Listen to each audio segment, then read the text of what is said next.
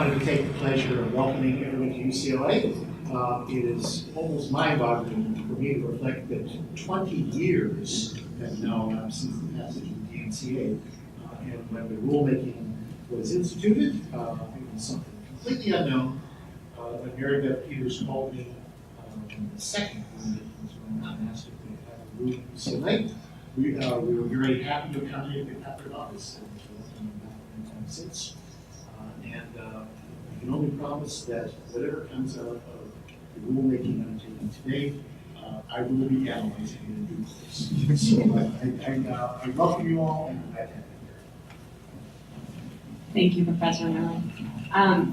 So, as I just said, this concerns Class 8 computer programs video game preservation. For the next 2 hours, we're going to be discussing whether or not to modify or expand an existing temporary exemption for which the FG Register has determined is already appropriate to recommend renewal of. If you are new to these hearings, we're going to try to focus on areas where there may be gaps or conflicts in the legal or evidentiary bases and try to get to sort of the heart of disputes. We think particularly this is a rather complicated class and there's a lot of submissions, so if we ask you to sort of keep it snappy, please try to be understanding. We're just trying to make sure everyone has a chance to say their piece and that we get to cover all of the issues. If you wish to speak, just put your placard up and then we'll call on you in due course and speak into the microphones. If you're speaking because the court reporter is just looking at your facts, we ask that you do say your name each time so that he knows who is speaking. And I think that is about it. The microphones are always on, so if you're not called on, keep quiet, I guess. But other than that, I think we're ready to start. First, we will introduce ourselves. It's Mr. Cheney. You should start. Sure. My name is Stacy Cheney. I'm with the Office of Chief Counsel at NTIA. Good to be here. John Riley, Attorney Advisor, Copyright Office. Anna Shade, Assistant General Counsel at the U.S. Copyright Office.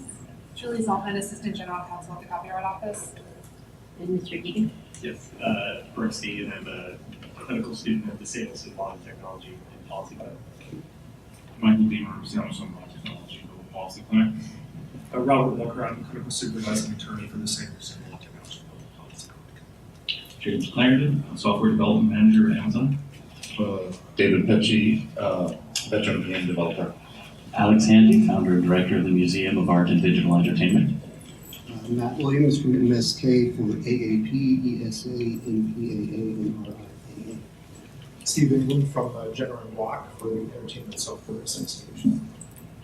All right, great. So we have one exhibit, which is a presentation I think I made that we'd like to start out with, and then we'll begin by teeing up some questions. So Mr. Handy, it's now yours. This is going to be called Exhibit 8C because we've had 2 prior exhibits in our DC hearing regarding this class, all of which will be posted to our website promptly. Thank you very much. I first wanted to say thank you to Mr. Cheney, Mr. Riley, Ms. Smith, Ms. Gervais, and Ms. Salton for doing this, and coming all the way out here to see us and listen to us. Really appreciate it. So I'm going to keep it short. I'm not going to go through the whole story. I wanted to explain who we are, then I wanted to talk about a project that we actually did. So first off, offline, online worlds are lost. They're not online, they don't exist. The Museum of Art and Digital Entertainment is a nonprofit 501c3 located in downtown Oakland. We're dedicated to preserving the history of the video game industry. We have playable exhibits of significant works and various systems across the history of video games. We like to say that you can come in and play everything from Pong for the Xbox 360. We feel that that's what the public wants. We engage with the public in a way for a long time of curating exhibits. We found out very quickly that 95% of people who come in the door want to play Mario Kart and Duck Hunt on original equipment. They've got to have their Duck Hunt. So we gave the public what they wanted by allowing them to play the games they wanted in our facilities. But we also have free programming classes for kids, community meetups. We do projects to restore old software. We find stuff all the time. It is remarkable how much of the games industry is in people's garages. It's probably 80% of this industry's history is in people's garages. A horrible state of affairs. These are some of the organizations doing preservation work in the world right now. Specifically, the United States, Stanford, and the University of Michigan are very good, but they have library access only. National Video Game Museum down in Texas is the largest video game museum in the country. It is completely playable. You can play all their stuff. Strong Museum of Play in Rochester, New York is humongous, has a spectacular group up there. There's Video Game History Foundation, which is about scanning old documents, doing really deep investigative work, but it has no facility. And there's the Maine, where we're doing pioneering work. This is the state of institutional massively multiplayer online game preservation, virtual worlds. There was a paper in 2008 saying how to do it, which basically sort of shrugged and said, you kind of can't. And then there's us. Nobody else is doing this work. All of the work that is being done in this space is being done by fan groups in completely illegal space. This is Habitat.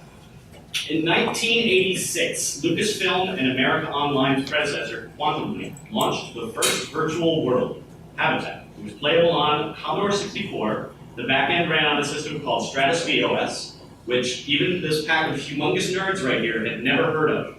That's how rare this stuff was. We had to find the original company Stratus and get them to send us equipment to make this thing work.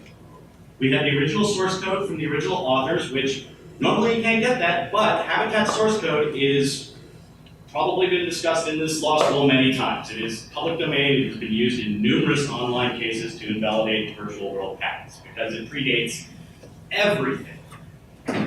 As of 2013, when we started this project, Habitat existed as a 2-hour video on YouTube and a bunch of screenshots and a bunch of blogs. That's it. You could not play this game. We brought it back. It is online right now. You can sign in and play this game. There are people in Germany playing this game right now. The Germans love this game. They have original Commodore 64s playing this game on the internet. We allow people to play it with an emulator. You run a Commodore 64 emulator on your computer, you load the original game client, and you log into our server. In order to make this work, there was a piece missing that AOL Games was supposed to give us, and we could not get it from them because they just couldn't get past their own lawyers. This piece of software was from 1985. It allowed a request from a server to be sent to the Commodore 64, and it told it what that meant. Not very useful intellectual property in the modern world, but AOL would not let us have this. They pulled it off their case. They had the original people work on it to get this library for us. They were ready to give it to us, and then went to leave one. They were like, we're not letting it happen. This is the kind of situation. Can you give a reason why? We never got a reason why. We were told that they were going to do a big press release and release it all open source and do a big thing, even more than we had asked. My guess is that it was totally fine in the AOL department, and then it went to the Verizon lawyers because Verizon owns AOL. And they didn't even know what it was, they just said. The rest of the way on this project, Lucasfilm Games, which doesn't even exist anymore, it sold the game to Fujitsu. We talked to Fujitsu. Fujitsu loved this. They thought this was great. The guy who negotiated the original contract was sitting next to the lawyer that I called about this, and I was like, great, I'll go trace the contract. They basically waved in and said, you can do whatever you want with this thing. So we did work with the original rights holders there. The issue was this little tiny Lego block that we couldn't get out of AOL, and we had to go around. We had to re-engineer our way around it in order to make it work. And that piece set us back a year and a half. This project took 4 years. And this game is so simple. The logic for playing this game is 32 kilobytes in RAM. The graphics are 32 kilobytes in RAM. It's the most simple virtual world ever. And it took us 4 years to bring it back with the original office, the original source codes, the original equipment, everything. This work is so incredibly complicated and complex that even if we have this exemption, we still have mountains of work to go through. The Did analogy this there, exemption request have affected your work on Habitat? And if so, how? on Habitat, it would have allowed us to. It would probably save us time on that year and a half with AOL. In what way? We would not have been coming to AOL from a position of begging. We would have been coming to AOL from a position of being able to say, can you help us with this? We have an alternative, but if you were to help us with this, you'll be involved in the project. So could you talk more specific in terms of the technology though? Oh, the technology. Right, like what could you do that you cannot do because of section 1201? What access control would you be able to? So that piece that we were missing was the access control piece. So that was the piece. Okay. The original Q-Link is like a black box, and when I sign on to it, it would be like, here's my username, And the Q-Link intermediary would say, okay, that username corresponds to the person paying $6 an hour. That intermediary piece is the whole thing we were missing.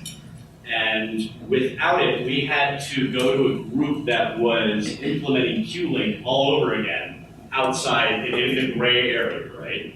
And that is the stuff we had to use. And we didn't want to. We wanted to use the original stuff. But we did not have an option, because AOL couldn't get it to us. So what would you have done if this expansion to the exemption were adopted instead? We would have had more of a recourse for, well, first off, it would not have been a risk to use that gray area stuff. You know what I mean? The thing You that- used anyways though, right? Yeah, this is- I'm not discounting that, but just in terms of technologically, what you would have done differently, what circumvention would you have engaged in? The circumvention that we would have engaged in would have replaced the logins. And we did actually have to do this. So the issue being that AOL is not litigious against us doing it. They just wouldn't give us this stuff. You understand? You see what I mean? Like, Well, I mean, we cannot make AOL give you the stuff. No. Right? But we can circumvent their stuff now without having to worry about them coming back at us, right? Like now that we've done this, if we get this exemption, we're safe, right? And it literally is that authentication piece that was missing that we had in order to make this work. We would not work. Okay, thank you. You keep going. I hope that is that enough technical. Yes, that was all. Okay. I can basically end pretty quickly here. I don't have to keep going. But I hope this is what I really want to discuss, is I can answer all the questions you have about Habitat and the process here. The thing that must be understood about Habitat is this was like the absolute perfect scenario. We had the authors, we had the source code, we had the people from the server. It'll probably never happen like that again. You see what I mean? Like, the people who made these games are older than the games themselves, at least by 20 to 30 years. And now these games are 30 to 40 years. Without that knowledge on the staff, we would never have been able to make Habitat. We needed to do this when we did, because Chip and Randy are, they're in their 60s.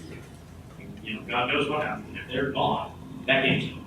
Nobody can remember that, because it was written in a time where you didn't write pretty word source code like Python, like we have today, where source code can be easily written. This stuff's written in assembly. It's one step up from dots, ones and zeros. It's really, really complicated stuff. And Habitat was written in PL1. That stands for Programming Language 1. That's a really old programming language. And the only people who can still even talk about that is IBM, right? Like IBM will sell you some PL1 stuff. There's nobody else will do it. Really quickly, I wanted to rebut a couple of the things that were said in the ESA and NK's rebuttals. First off, they're arguing that there's enough preservation institutions. No way. You can never have enough preservation institutions. Look at this. HP's museum was in Santa Rosa. It's gone. Everything, their history, all the papers, burned down. Aardman Films in the UK, that did Wallace and Gromit. They had all their stuff in one vault. Burned down. The MPAA's entire history is basically gone because of fires and archives. 3/4 of all films made inside of a film ever are gone because they were kept in a film vault inside of a film studio. Nobody was allowed to go in, and they caught fire and burned. And that's it. They're gone. No more copies. We can't let that happen in the video game industry. It's happening right now with virtual worlds. They're all gone. When they're taken off, that's it. They're gone. There's no recourse. There's no bringing it back. Rob pointed out to me that there was a gentleman who's 70 years old with a game called Astronaut's Call. Played it from launch to when they took it off 18 months ago. Guy's 70 years old, talks to his kids in this game, his whole social interaction is through this game. They take it offline, he's got nothing. These players generate half of the content in these games. These games exist, but unless there's players in them, there's no reason to play them. So the players are like half the content. And when Are they're you gone, seeking an exemption for preservation or for continued gameplay? so this is for preservation. Okay. This is the grease trap to make sure the stuff isn't just vanishing. This is not about putting it back online and allowing that old guy to play it. So, I think he would not be able to benefit from the exemption. I You're just right. wanted to make that clear. I'm not saying, No, absolutely, absolutely. what we're about to table here. Okay. But without the exemption, it's all of them. There's nothing. We're just asking for sort of a grease trap to catch stuff where the companies that owned it are gone, the servers are gone, the people that wrote it aren't working on it anymore, nobody's making money on it. Nobody even knows it existed. Like Habitat is where we're starting, 1986. We want to start working forward from there. A lot of people ask us, is this for WoW? Is this for City of Heroes? Is this for Star Wars? Absolutely not. Maybe 50 years from now. Today, we have a problem where basically everything in the 80s and 90s that was an online game is gone. I have a question for you on some of this. You indicated that a lot of the content online is user generated. Is that part of your preservation efforts? We can't preserve that. That whole part of the game is gone, so you go back to basically ground zero where the game was pristine. Is that correct? Yeah, we go with whatever we have the ability to work with. There's a lot of questions about what revision of the server would you bring back. We usually don't have the ability to choose. You get what you get, whatever we have. Okay, so Mr. Handy, I think you've raised a lot of interesting questions, but we do want to be able to probe the whole group. So maybe if you could take a minute to wrap up the presentation, and we'll sort of, sit you back down with you, or is that? That's fine. That's what I wanted to get through. Thank you very much. Okay, thank you. So before we dive into, I'll let Mr. England briefly speak, and then we'll get to questions. Yeah, I'd like to just very briefly comment on a few of the points that Mr. Handy made. First, at both at the outset and toward the end, he said if an online game isn't online, it doesn't exist.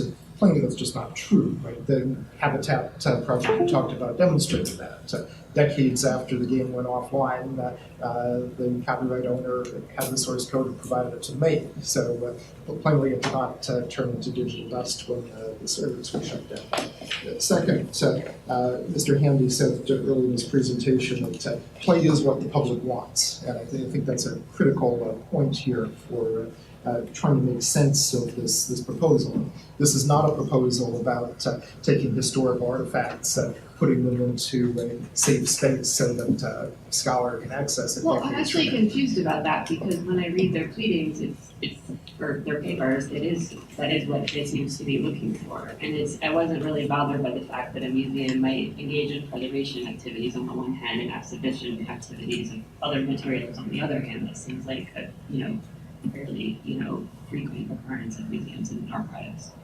Yeah, in the back of our comments, we provided pictures of the main facility from its website. There's shelves loaded with video games. It was not a scholarly place. Well, I think, so one question for Mr. Handy is, if this exemption were granted, the $10 play all day, would these games be part of that or not? So even Habitat's not a part of that right now. So is it or no? Yeah, no.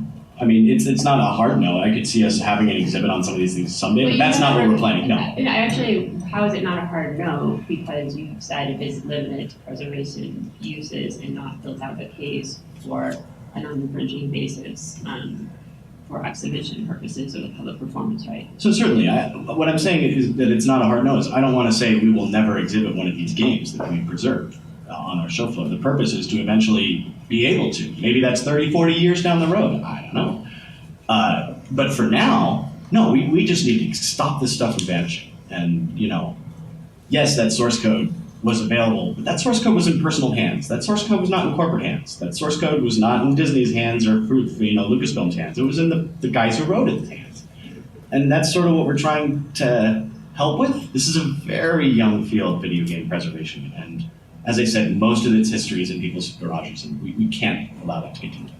Yeah, let Mr. England continue. Yeah, so my third point, continuing to comment on Mr. Handy's original presentation, he said that nobody else is doing it, and at least nobody else is doing it legally, and that the MAID has restored precisely one game after 4 years of use. That sounds to me, under the rubric of this proceeding, a lot like an individual case or a de minimis use, not an instance where the anti-circumvention provisions of 1201 are substantially impeding non-infringing activities. Fourth, Mr. Handy talked about Habitat, and Habitat is a fascinating example to think about in the context of the proposal, because as I understand the architecture of Habitat from the presentation a moment ago and from the comments, the one piece of software that the MAID is not able to get from copyright owners is not actually software that is clearly covered by the proposed exemption, because everything that is covered by the proposed exemption seems to have been provided by the copyright owners. MAID has variously described this missing piece of AOL software as communication software, billing software, possibly something that once was a technical TPM controlling access to the software, but wasn't controlling access to the software once the copyright owner provided it. there's an independent piece of third-party software that was part of the service through which the game was provided. It's not video game software. And so kind of peculiar, in my view, to be basing a proposed exemption based on the need to do some circumvention with respect to software that's actually not covered by the exemption. Finally, briefly, Mr. Henry mentioned the HP museum, or I think the comments referred to as archive. I tried to do a little bit of looking into the reporting on the event in the San Jose fire. There was initially, after that event, some fairly alarmist reporting, kind of consistent with Mr. Henry's comments.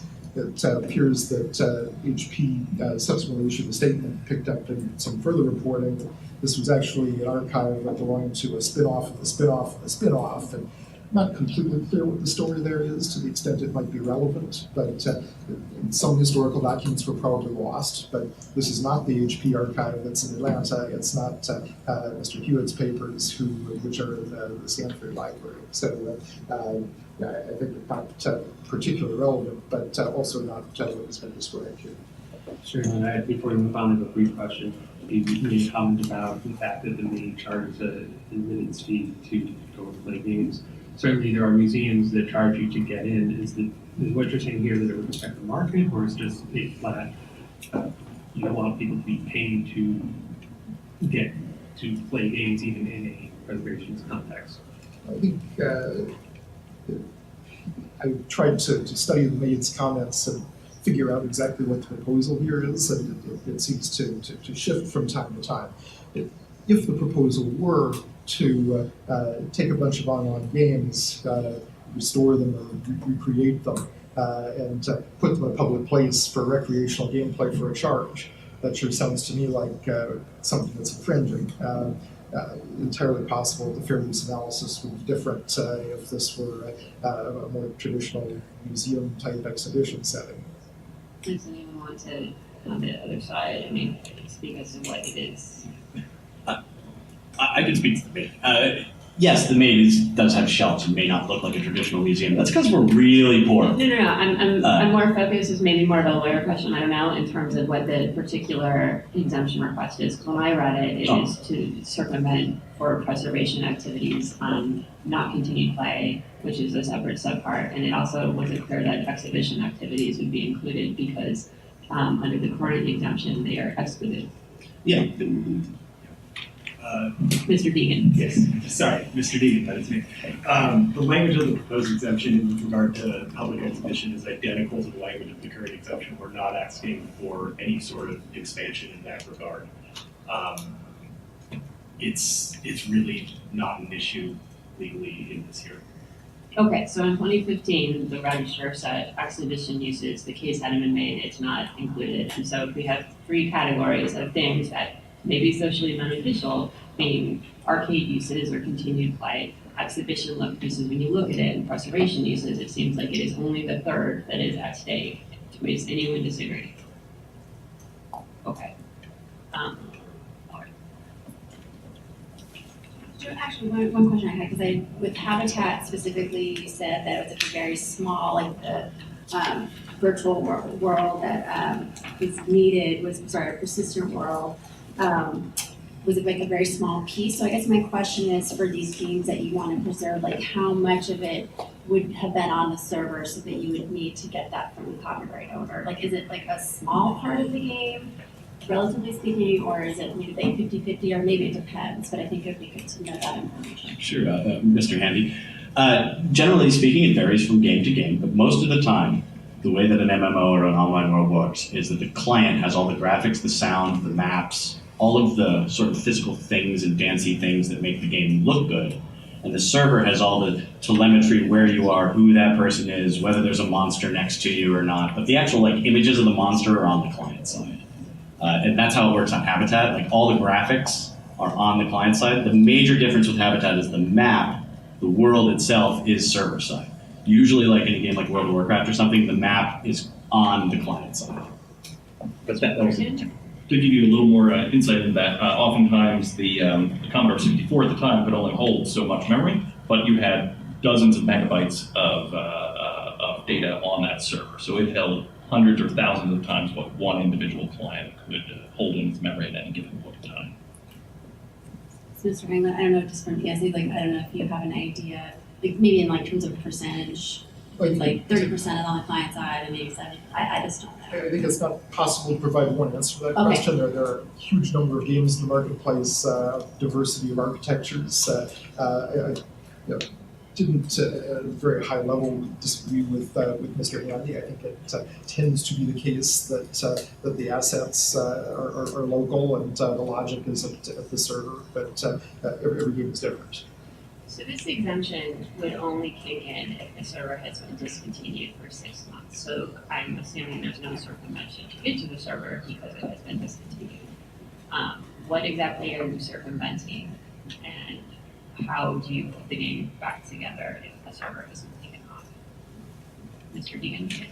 I did want to point out that in 2015, the ESA argued that there was no distinction between the single-player games at issue in the hearings in 2015 and the multiplayer games, and that in their argument at that point, which they've now changed, the majority of data they argued was stored locally with the client, not on the server. All right, I want to keep moving to focus on my question. What would be circumvented under this expansion, and how is the game and preservation be achieved? Mr. Learning? Sure. So in many online games and mobile games in particular of late, the game itself will have to call out to a server to say, am I entitled to do this? Do I possess this content? Am I allowed to do this? And it needs to have that authentication from that remote server to come back and say, yes, you're okay to do this. If that server doesn't exist, you aren't able to access that content, and that may block access to all the artistic merits. So the content is stored locally, just the authentication check is preventing it from loading or playing. Right, and there are times also that the client may ask the server what's going on, and the server may say, hey, here's some additional content that I need to send to you. So if this exemption were adopted, what would happen in that case if the external server is not there to send the additional content? Oftentimes it results in the player being blocked from getting past even just the start screen. But the server has been shut down. Right, so what the exemption would do is preservation be achieved? we would be able to emulate that back end or alter the code that verified that authentication and admitted the player through in order to keep playing. So how would you do that? There's a number of ways we can do that. It depends on the types of communications. In particular, a lot of times we're doing HTTPS calls from the client server, and we would intercept those calls, essentially acting as an intermediary, and send back authentication. Another option might be we go in and we edit the client code itself to just simply skip those verifications from the server. So what about in the case where it's not just the verification or check, but it's actually needing additional content that would have been pushed through the external server that's no longer there? How Sure. would the game be played? So a lot of times, and one of the groups that was mentioned earlier, the History Museum, is doing exactly this. They found old disks that had some of the content that had been downloaded prior. And then they go and they take that and they put that on that emulated server so they can send that original data back through. But again, it's been recovered from old machines that otherwise would have been lost. So how do you get access to those old disks or old machines? Right. So you scour Yahoo auctions oftentimes in Japan, and you find some kid had downloaded this game in 1987, and he still has a floppy disk for it, and you get it, you purchase it. And You're talking about the server-side copy. Oh no, not server-side copy. You're talking about the client-side copy in this case. Okay, so how do you get?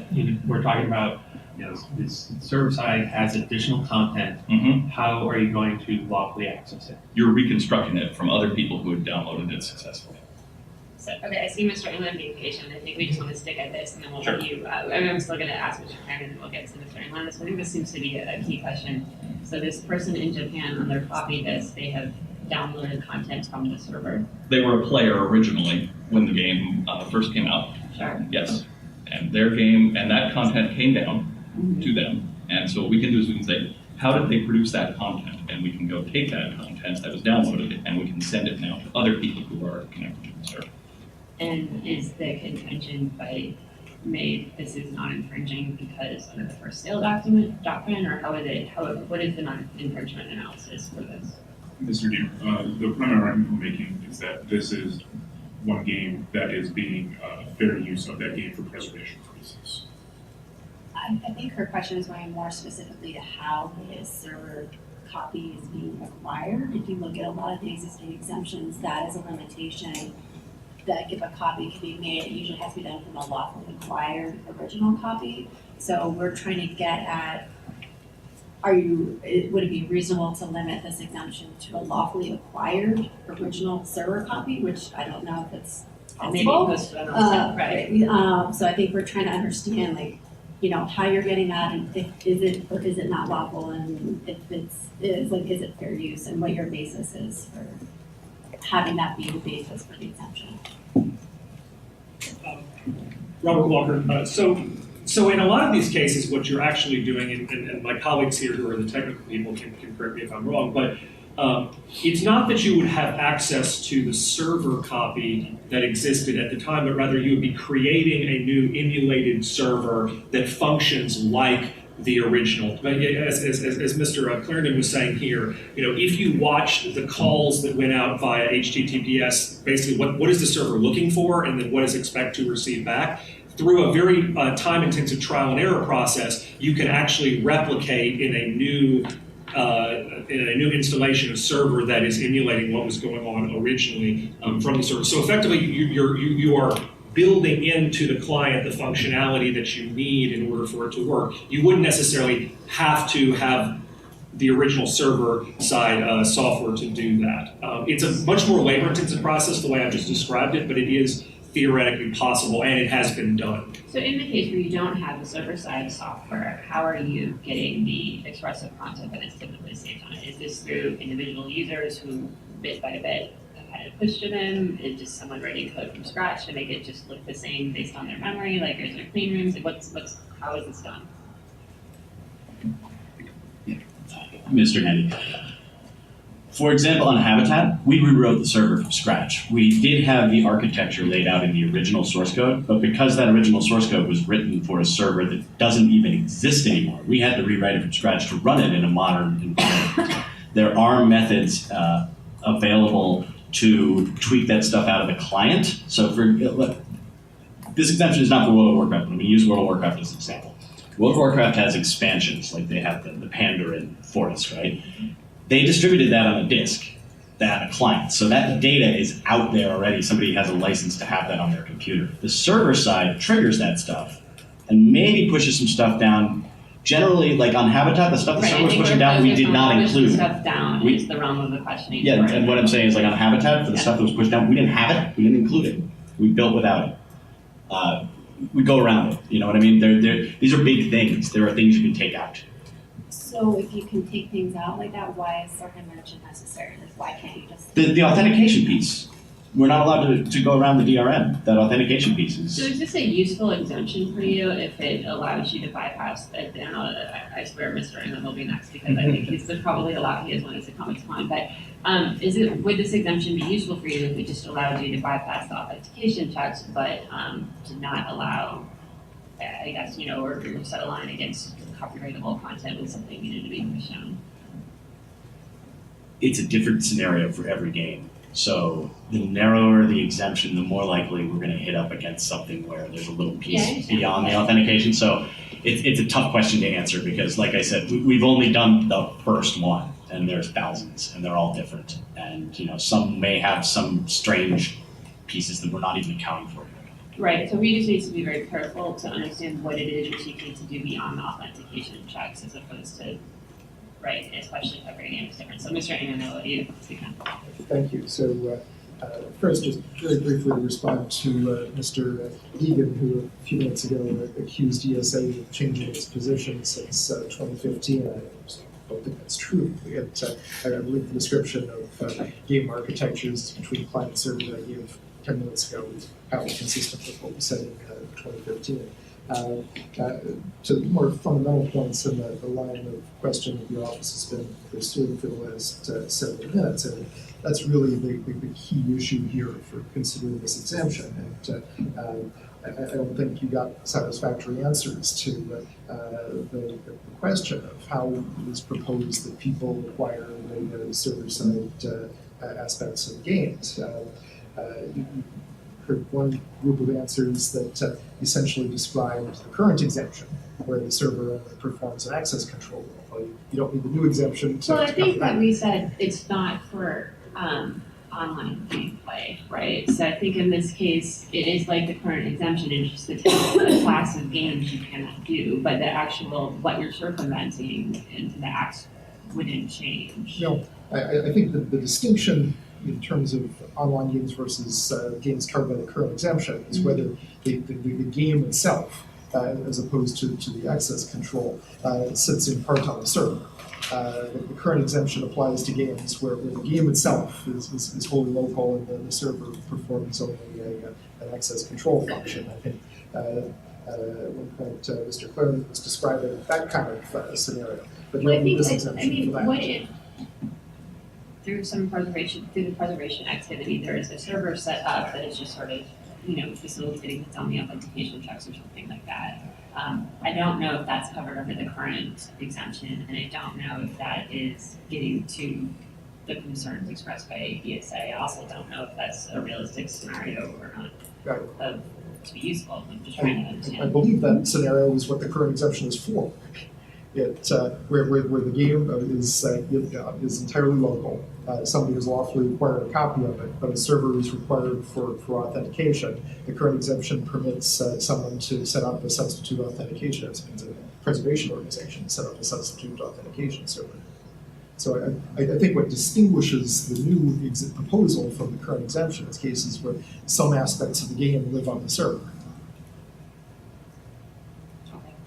And as to that, you heard yet another set of answers to your previous questions that concerned distributed game elements that have been downloaded 30 years ago to floppy disks. And I agree that it's possible that could happen because some game elements are downloaded in the case of gameplay. But that, again, is not kind of the core of what is proposed here. Those elements sound a lot like stuff that might be subject to the current exemption. I think that the core of what is proposed here is what Mr. Handy described a bit ago when he said that the game logic for an online game lives on the server. In the case of Habitat, the map lives on the server. That piece of software is what we're talking about that distinguishes the proposed new class from the old class. So in the example of Habitat, they were able to, I guess, acquire a copy of the server side. In your view, and that was with permission, right? So if this exemption were to say there needed to be a lawfully acquired copy or something, does that mitigate the concerns? What's the difference there? I'm sure there's circumvention that needs an exemption at that point. What this proceeding is about is circumvention of technological protection measures that control access to works. And the copywriter gives you a copy of the work. Sure. They have said there could be a Lego block piece in between, which when for us, you said maybe that's not a TPM that would be an issue, and if it's suggested maybe it is, and maybe we can get an answer as to whether that would fall under. But I mean, in this instance of just dealing with Lego block piece, although you've gotten the server side copy lawfully.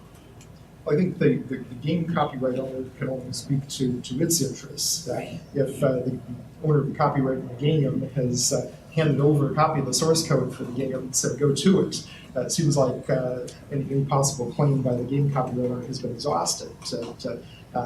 In the case of Habitat, this is building the communication software that is owned by AOL or Verizon. The game copyright owner can't speak to that, but to the extent that that little piece of software is a TPM controlling access to the game, I think the game copyright owner exhausted its rights when it said, here's the source code, have access.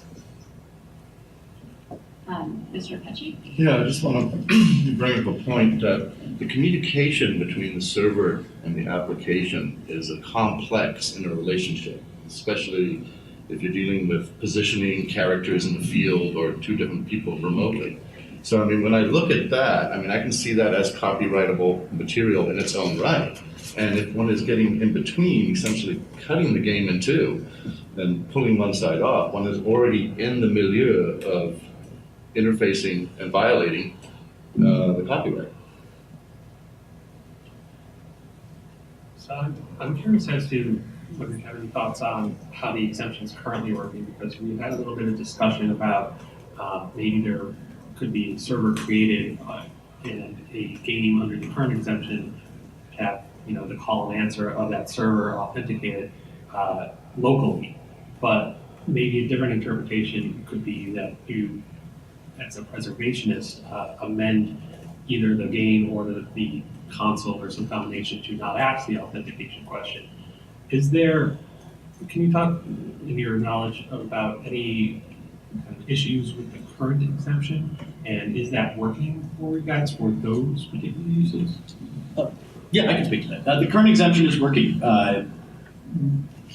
One of the great things that I think the current exemption did is it allowed us to circumvent DRM protections on console games to allow them to do bring back like online console games for purposes of preservation. And because of this, I think very much because of this exemption, Microsoft now offers all of its original Xbox games for sale on their marketplace. So you can go into an Xbox One marketplace, buy Halo 2, and play it online again.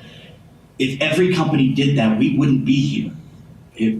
Like Blizzard does a great job of preserving their stuff. I think the exemption sort of, in a way, pushed them to do that because they realized people are out here trying to play these old Xbox games, right? But for the companies that didn't do that, are you actually using the exemption to preserve the games, and how are you doing so? So in terms of using the exemption to preserve games, in the space, if we need access to a game for historic purposes, and there are people who come and do research at the museum and use our old games, and there are games we have had to use, say, a circumvented console in order to play the game.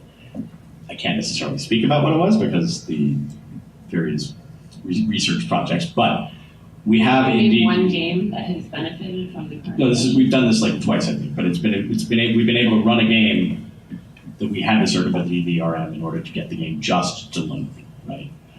We're one organization. I can't speak to how any other groups have utilized this exemption, but to my mind, the existing exemption is useful, and I don't know that it needs any tweaks aside from what we're trying to do with the MMO side. So in terms of like, game can't be played without an online authentication server or there's DRM and it's on a console. That's what it covers. That's what we've used it for, and I think it works. So are there any circumstances, I think your submission talked about local area network play. Can you use the existing exemption to engage in any multiplayer play? Whether or not on the local area? We haven't. I don't know that. I never read the existing exemption as allowing that because that would mean that you replace a server, right? There's Create a LAN, right? But if you're creating a LAN, so for example, like if I put a bunch of Xboxes on a LAN, they can talk to each other because that's the way the game is designed. They're designed to pick each other up. So that's fine. That would, if we had to do, I don't know how the exemption would apply that, but there are other games where you can't do a LAN play. You would need an intermediary server to connect to all of them, even on a LAN. And we have not touched that because you have to replace a server, and that's not covered by it. I remember I played video games, and if someone quit the game unexpectedly, the multiplayer play would shut down. Oh yeah, no, that's the way it used to be. They've taken away LAN play. Nobody puts LAN play into their games. They were using the console as like a type of listen server, right? Is there something you can do under the current exemption because remember you can jailbreak consoles. Yeah. Exemption for preservation. It's a per game thing. Yes, games used to have LAN play built in. Like Blizzard still has the ability in all their games, and Blizzard's another terrific preservation organization. Everybody was like, Blizzard, we would not be here. But their games allow it, but 95% of modern PC and console games do not have LAN support anymore. They just don't do it. They do online play, and then they connect you somehow. Now, like Halo 2 on Xbox did, but that was the Xbox 2001, a long time ago. It's just not something that's on anybody's agenda for building in games anymore. There are a few that do it, but it's literally a feature that's just been removed. You need servers for most of these things that have been made in the last 10 to 15 years. Can you move the server? What is the server doing? I guess Mr. Pesci's explained some of the copyrighted content can be in both places, and that to me is one issue. And maybe another issue is, I don't know if this is what you're saying, so I'm trying to understand, is using the external server to form, I don't know, what would you call it, like the matchmaking? Yeah, matchmaking, right? The LAN would do, but you need to do this on a server instead of the LAN. The LAN itself was not doing the matchmaking. It was individual clients were able to look for each other and find each other. It's sort of a peer-to-peer kind of a thing. That's just a feature that takes a little bit of extra coding and not many people use it, so they don't put it in anymore. James can talk. Yeah, the other piece is that the server is also doing arbitration. If two people try to occupy the same space at the same time, something in there needs to say, no, that person gets the square, and that other person is omitted. So that server code is executing its own logic to. Is it necessary to have, to emulate that for preservation activities if you're not able to, supposed to continue to play? Yes, absolutely, because otherwise you're breaking the rules of the game, which may say that two people cannot not occupy the same space at the same time. Another example would be if you're firing a bullet to your opponent, you've got to make sure that that bullet hits them before you can move the game into the next stage, and that requires a bunch of transactions. Thank you, Mr. Fitchie. That's helpful. Mr. Williams? Yeah, thank you. I think a lot of these questions, which are very targeted and helpful to hear the answers to, kind of get to the bottom of one of the big problems with the proposal, and that is, I think the reason EFF excluded this type of stuff last time, and the reason the office said the fact that it was excluded was critical to its analysis, is that although at the beginning of this proceeding we established this is supposed to only be about preservation, preservation doesn't always mean what is being described. It doesn't mean emulation. It doesn't mean creating a derivative work so that you can kind of almost get to what it felt like to do something in the past when it was in the market as a commercial product. Usually preservation is more about actually reproducing and preserving the original. And so this gets into all kinds of derivative work questions and issues that are not addressed by current statutory limitations. We talked some about this in Washington, so I won't belabor it, but there's a whole process going on related to Section 108 reform and what is legitimate preservation activity and where does it cross the line.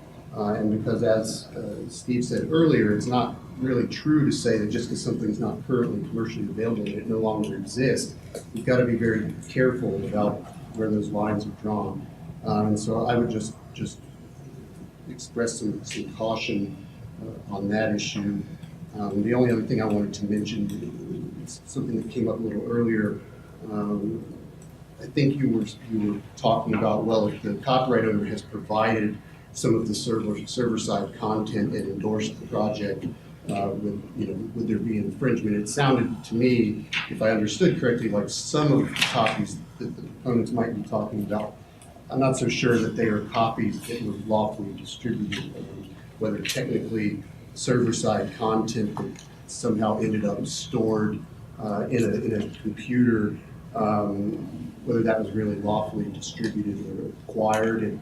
I'm not sure how that content ended up resident on the device, but it seems like there's a little bit of a difference, Section 117 licensed versus acquired question.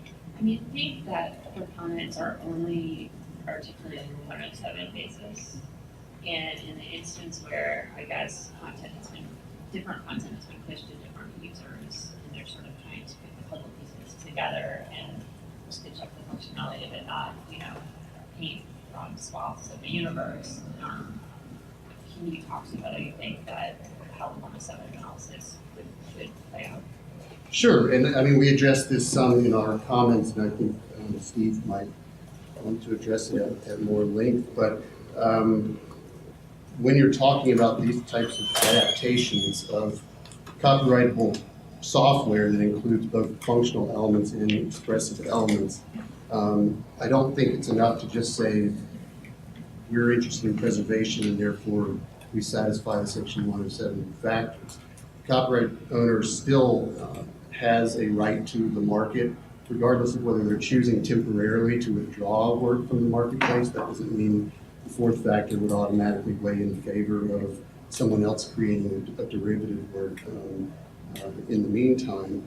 And if you look at the new Oracle opinion, it's a narrower reading, I think, than the office has made in the past of the Ninth Circuit interoperability cases. And I don't think this activity, if I am understanding it correctly, fits within those cases, because in those cases there was only intermediate copying to study only the functional elements, then they created their own new expression to enable interoperability. Whereas this is not that, as I understand it. As best they can, they attempt to copy the original expression during the process. So I don't think it fits squarely within the prior interoperability cases.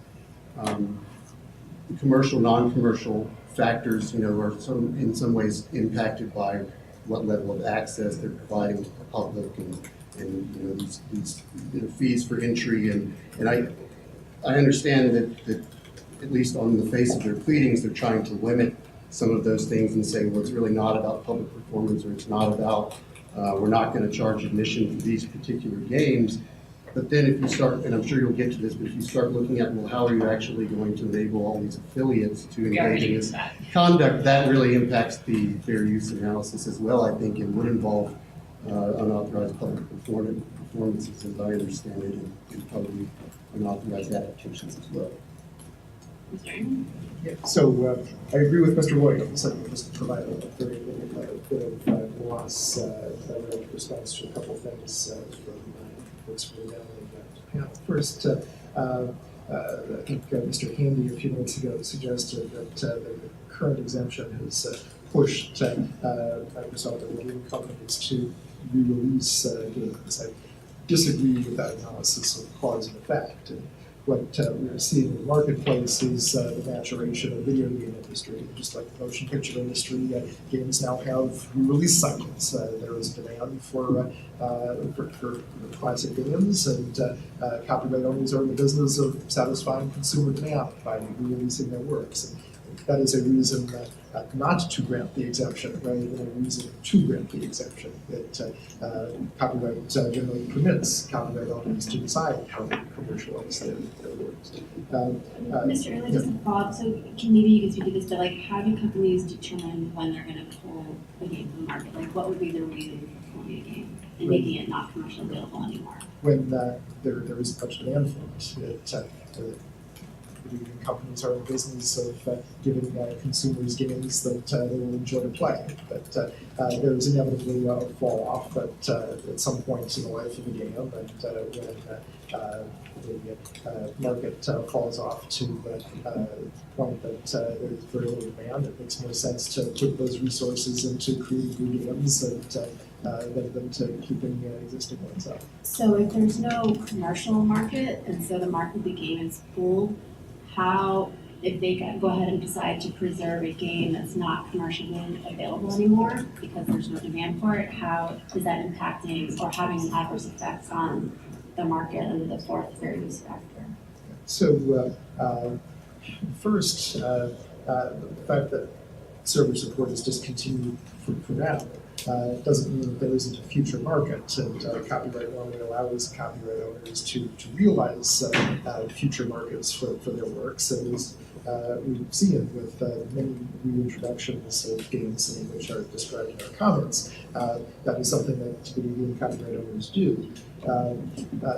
Within the specific subject matter of this exemption, the critical piece of software that this exemption concerns is the server software. And that software is unpublished work that the proponents want to either obtain or recreate and have it out in the wild. And that creates a potential for market harm too, because that's a copyrighted work that the copyright owners have previously seen fit to distribute. So, Mr. England, your companies also engage in their own preservation activities. How do you make that decision compared to doing there is no market for the game, or what you just talked about, which is in the context of the games being abandoned? How do you make the decision of when to preserve games? Video game companies generally preserve their games. That if you spend millions of dollars creating a game, don't routinely throw it out. Okay, in a museum. Preserving the games on their own versus preserving the games in a museum.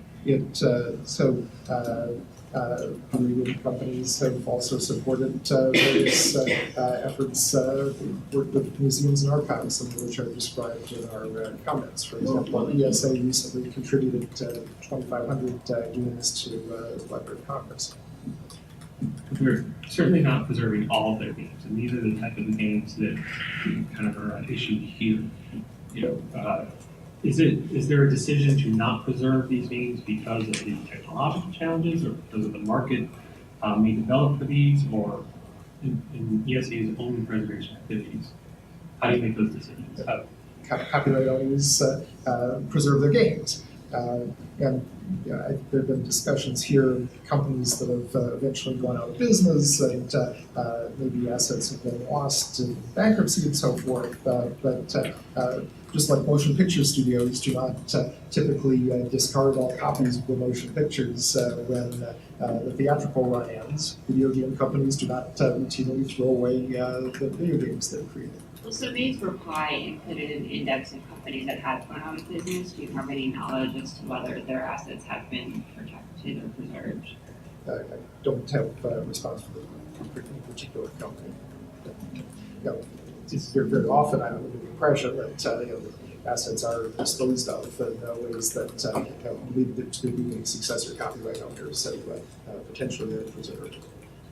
I understand that ESA doesn't represent all video game companies, but is there a sort of blanket or umbrella approach that your companies and others talk about preserving games?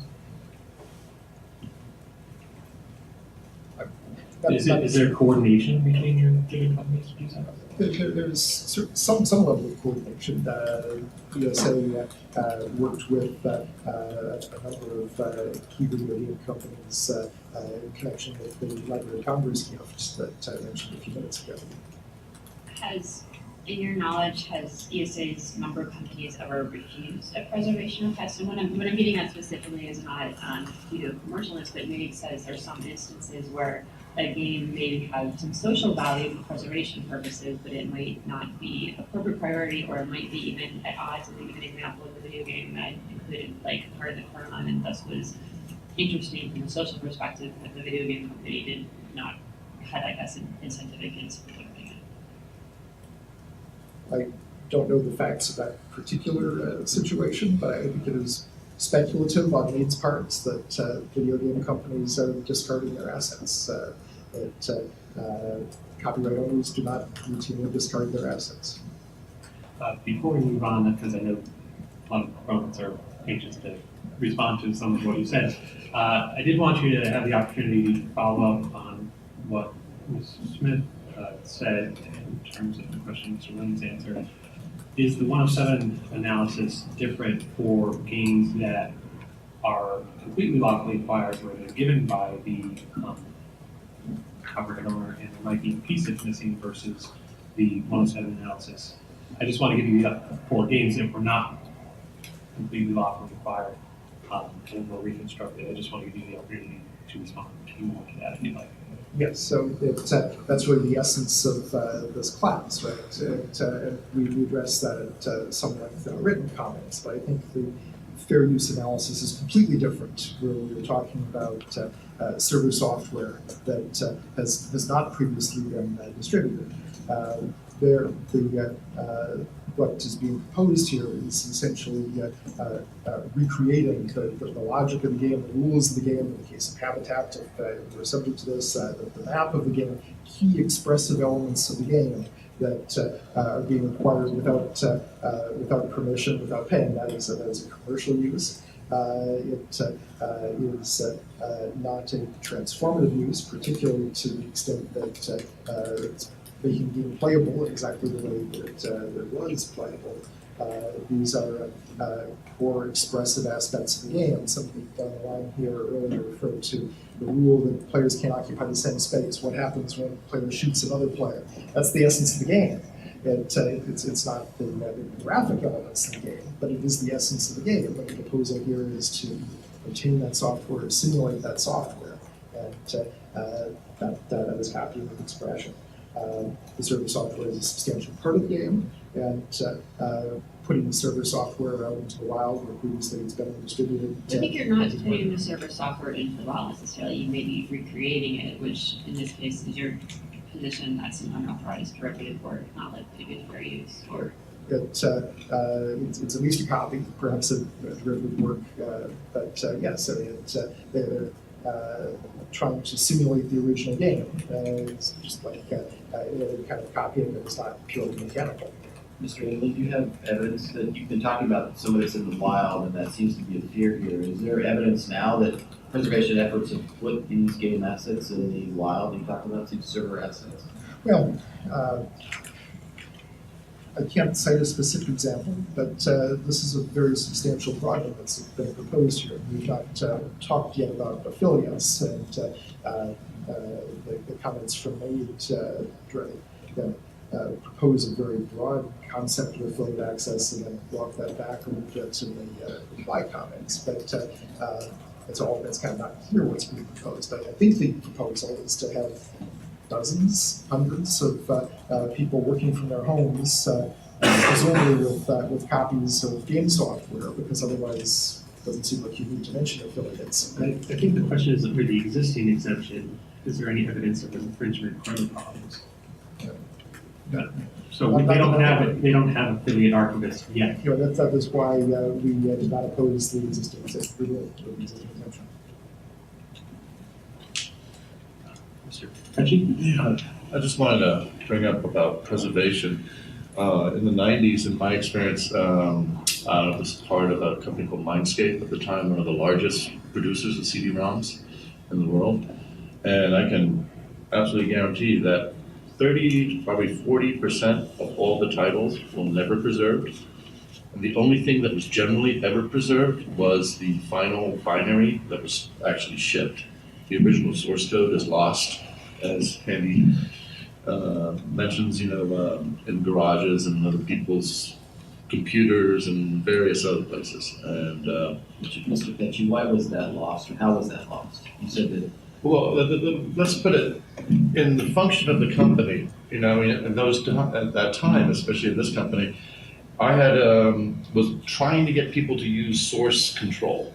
To somehow keep this thing. That was new, and it barely worked. I mean, project after project refused or did something else, and it wasn't until this last decades that things have improved much. And those are the companies that survived. There's been annihilation everywhere. Mindscape itself was sold 7 times until it finally vanished, and bits and pieces of IP all over the place. There was no desire to keep it, and no incentive. And it's only recently, that, I was staggered when I went into May. I was like, oh my God, I hadn't seen this stuff in 20 years. I thought it was all going to the garbage heap. And do you know from this older game that you're talking about whether these copies in the garages and such are the owner of the garage's ability to give it out, or subject to some sort of NDA? Some of them that Mr. Farmer said that part of Habitat got blocked by legacy IP interests, and I also see that the exemption is not, in one reading, trying to overcome those IP interests, right? It's trying to just circumvent, and then when things are lawfully okay, permitted under IP, connects together. So what is your understanding of the business status of things stuck in garages? Well, that's very much over the map. Yeah. Often people, companies will be working on a project and cancel halfway through, and they end up with a version of the software at a certain state, and then it evolves someone else. Own it then? Well, it's hard to say who ends up owning it in a certain sense, because the original company itself is gone. But that's not the types of work we're talking about here, not works that have never been completed, right? Well, this is a point I was thinking about a lot, because software, there's a point when you say it's finally done, and then you got a binary, then you got a hard copy, and that's what goes generally out to the public. But then there are previous versions that occur, and then there are modifications, version 1.1, bug fixes, and and then as software project evolves over time. It may take 2 years to write this thing. There are various different levels, and then I've seen many changes in projects over the course of 2 years that dramatically affect the nature of the work of software, and that can just end up in places, just put in a file box, and people don't think about it. Until someone says, hey, wow, look at this. We can actually do something with it. And but where's the owners? And, I don't know legally what happens when a company goes away and still holds the copyright, and if there's no one there to hold the company. So, But you're not suggesting that unpublished works should be subject to this exemption, are you? oh, no, I'm just giving an example of what the process is like, why things disappear, why they need to be preserved. I mean, from my case, just to see my art, wow, it's on the wall again, I mean, it was a wonderful experience. And then I think of all the other people that worked on that project. There were, 30 of us, pouring our guts out for 2 years. And, no one owns the thing anymore, but it's there, it's still there, and it's being preserved. And that's extremely exciting to me, because, the artists are the ones that put this together, and, the marketing people are the ones that own it. But if they don't sell it, if they don't put it out there, it's gone, and we're gone. Okay, we got Mr. Williams briefly respond to that, then go to either Mr. Deemer or Mr. Deegan, or both of you, but quite patient. Thank you. Yeah, I think some of that was probably just kind of use of plain language, but as Steve said, a lot of this would qualify as unpublished material if it's always been resident on the server and not distributed to the public in copies. That is unpublished material. And so that does impact the fair use analysis. I think it also is important, relating back to the question about if the demand has gotten low enough that a copyright owner has decided to temporarily back out of the market, does that mean there is no market under the fourth factor? And I don't think that's the right way to look at it, because it's likely or potential markets. And clearly, when you've had a game that's had some success, you're seeing lots of these games reintroduced, and sometimes a demand grows in the future such that you can now afford to support a product that you couldn't before. And there's all kinds of older films, for example, that aren't in the theaters for years and years, and then all of a sudden there's a cult demand and they start coming back into the theaters. And so there is a potential market there at the very least, even if there's not enough demand that the copyright owner decides to continue meeting it in today's world. Thank you. Mr. Deemer or Mr. Deegan? Thank you. I'd like to first make a quick comment on the published versus unpublished. At least one federal court has said that server-side information can be considered published works. Which case are you? This is RGMD versus, I think it's Elsevier, it's SDNY 2017. So there's at least some suggestion that there is a question, at least in the law, about the nature of this server-side information, whether or not it's published or not. And that would obviously have to very specific evaluation. The other thing I was going to quickly note regarding preservation is that the MPAA, which has been, it was with the ESA on their briefs, has suggested specifically to the Copyright Office in the previous report that the reason that they preserve things is based on monetary reasons specifically. And because of that, it's very difficult to see other reasons that they can provide for preserving other than those sort of market influences. Which report? This is pre-72. This is the pre-72 report. It's also in the reply comment for us. The last thing I put was actually a comment Mr. England made earlier that I think deserves one last sort of evaluation, which is the idea, it was a twofold idea about circumvention itself. Courts are now suggesting that it's a much broader understanding of what circumvention can be in the video game and server industry. So even the architecture of the game itself would be considered some form of circumvention. So the idea of... Sorry, so what case law support? This is Blizzard v. Indigo, or Indigo, the next one, where they said that even sort of the architecture of the game itself would be considered a form of TPM. And lastly, I would suggest that while there's a suggestion about considering whether or not this information comes from garages or is located in it once it's given by the copyright owner, that there would be no inherent liability, but I would remind us that according to some federal courts, and this is also Blizzard, there is independent liability just on violating circumvention as one part of the giant circus. So the non-federal sort of decision, the non-nexus requirement. Right, but in that instance, they circumvented to the extent it was circumvention without permission, right? So if you're getting these copies under the permission of the copyright owner. Presumably, but it's an independent right independent of the copyright owner itself, correct? It would be the copyright technically would not apply to traditional Title 17 claims according to that. There's no nexus requirement. Right, but if the copyright owner gives you permission to engage in circumvention, although it is separate from a 106, right, you are also permission to do that, right? I would presume that the information that Alex is typically given is something to the effect of, we give you this copyrighted material, and not necessarily we also say which every aspect of those pieces or piece of TPM is.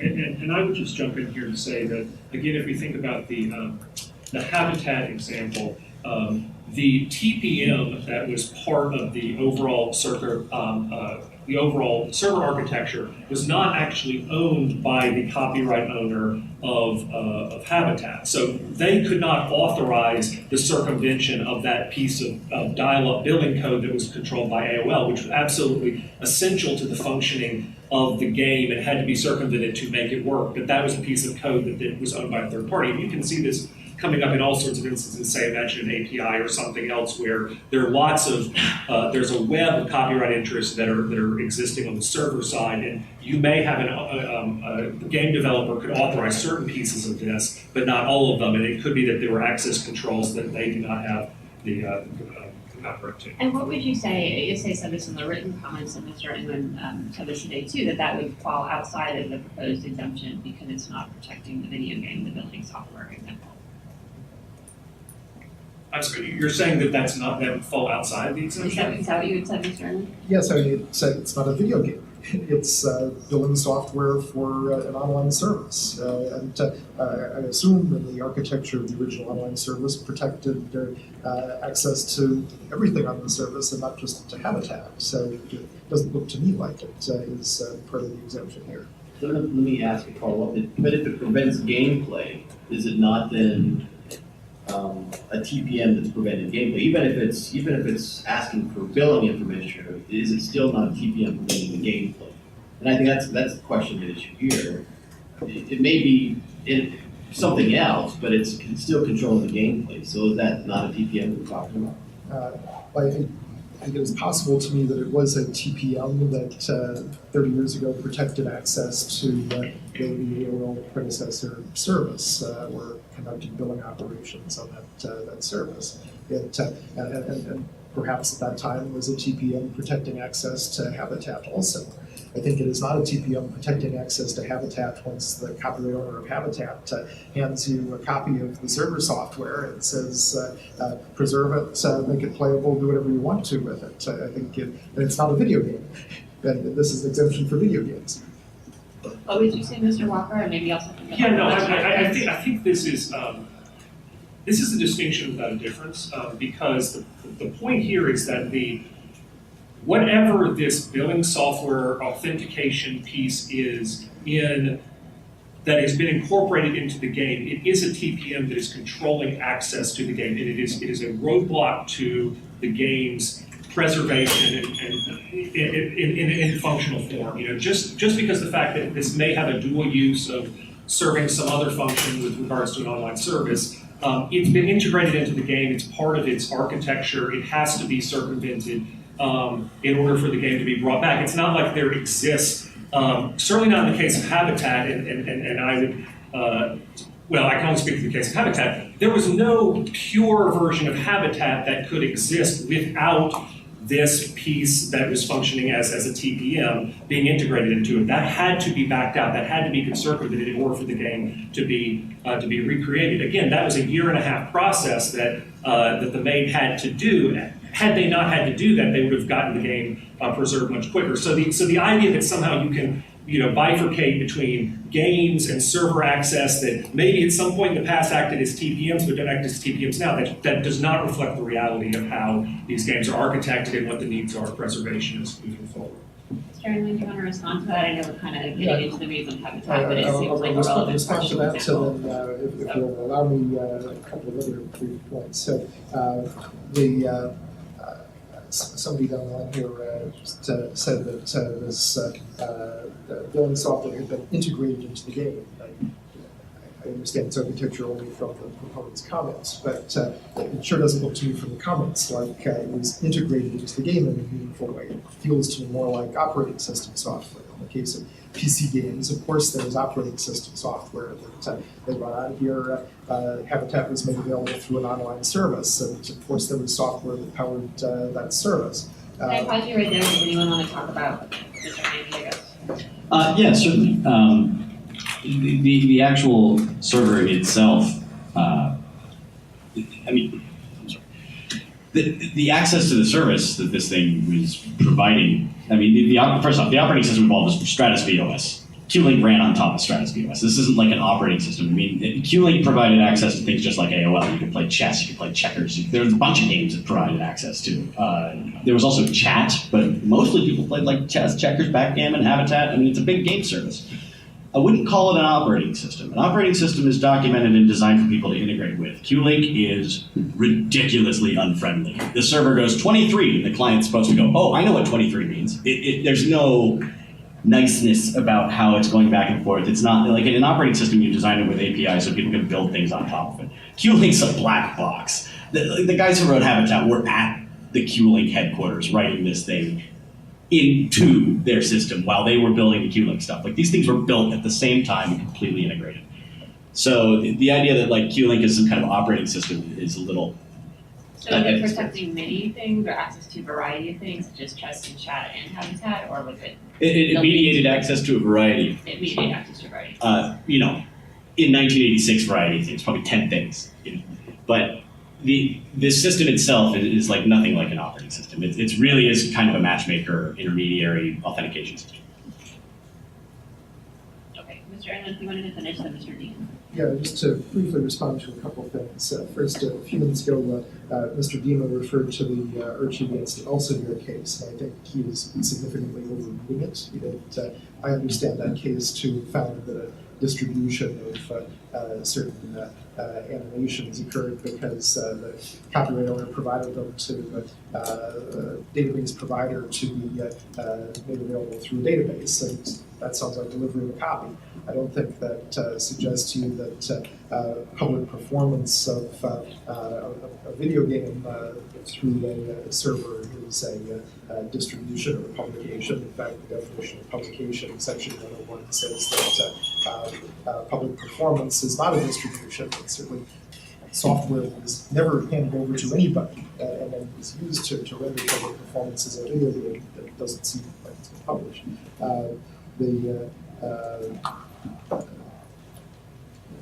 Sufficient. Mr. Deacon?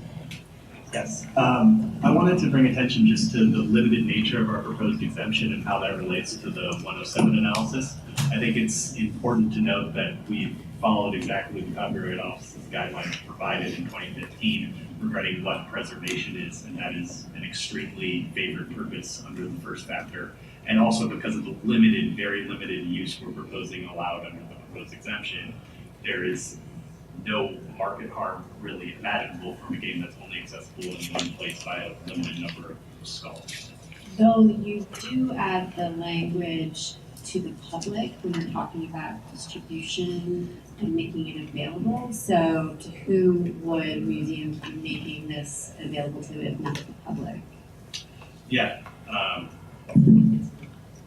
I'm sorry, yeah, it's not just the public. So it implies that it's going to be giving it to someone, just not members of the public. And I guess my question is, who are these museums going to be giving this to? Researchers? Yeah. I mean, and what are the ways you would do that, and why is that necessary? Yeah, I mean, I'll let Alex speak. So just a second, I think that gets into the larger affiliate archiving issues, which is in fact where we want to go, but we're going to let Mr. Clarendon speak first before moving to that. Sure. Yeah, I wanted to correct the record on what game companies do with their archiving. With two anecdotes. In 2012, I was working for 2K Games up in Novato, and they were seeking to reissue their mega hit BioShock after a period of about 5 years. The problem was that no archive of that game existed, and nobody had actually put in the time to build an archive for that. We had to scour people's machines, artists, engineers, everybody's machines to find the missing pieces and put it back together. The the version that was re-released was not the same version that had been originally released because of it. Similarly, in 2015, I was working on some mobile titles and I had to archive them. I got into the middle of archiving one of them for preservation and found that some of the code was proprietary to the developer. So we were the publisher and the developer had code in there that they did not want preserved as part of that it was proprietary to them. So I could not archive that code as part of it. There would be no way to recreate the code without getting their archive and somehow merging it in with ours. So in your view, would the exemption alter that or not? It was just to correct the assertion that many companies are archiving things properly, and that it often does require a lot of sources to actually get to something close to the truth of what was recorded. But if the company was not allowing you access or you're unable to get a lawful access to it, I mean, even if the exemption were granted, it doesn't seem like that would solve that particular situation. Is that correct? Yeah, he's not trying to say this is about the exemption. He's just showing that the games industry is really bad at preserving its history. Or blocked because of legal Yeah. and IP technical. And I just wanted to really quickly, if I could, anticipate that like the collaboration between companies for preservation, the only collaboration that I've heard of is actually that Activision, EA, and Ubisoft give us stuff. So Electronic Arts gave us all their old floppies that they would have for replacement discs. Activision gave us some computers. Ubisoft has given us games. But like, that's the level at which they're collaborating. Very, very small amount with us. And we're hoping to expand that over time. But like, that's kind of it. And some of the other museums, but not as much as we would hope. I think really just the last question until we move on to access, including affiliates, and the good question which Chauvet asked is, how does this exemption necessarily help that if you still have IP interests that are going to prevent you from completing some of these preservation? It's always going to be a challenge. It's going to be a huge problem. It's always going to be a huge problem. We need anything we can do to help make it easier. But how will it help? Can you give Well, me just specific an example. example of a specific game you would like? Oh my God, I give you 20. I give you Neverwinter Nights. That the exemption, Yeah. particularly requested, will allow you to do something you can't do. Certainly. Neverwinter Nights from 1991 on America Online, one of the first actual online role-playing games. Again, tangled up with America Online and a third-party rights holder, plus Dungeons & Dragons. All three of those people at the table is going to be real hard to get. There are multiple other Neverwinter Nights in modern days.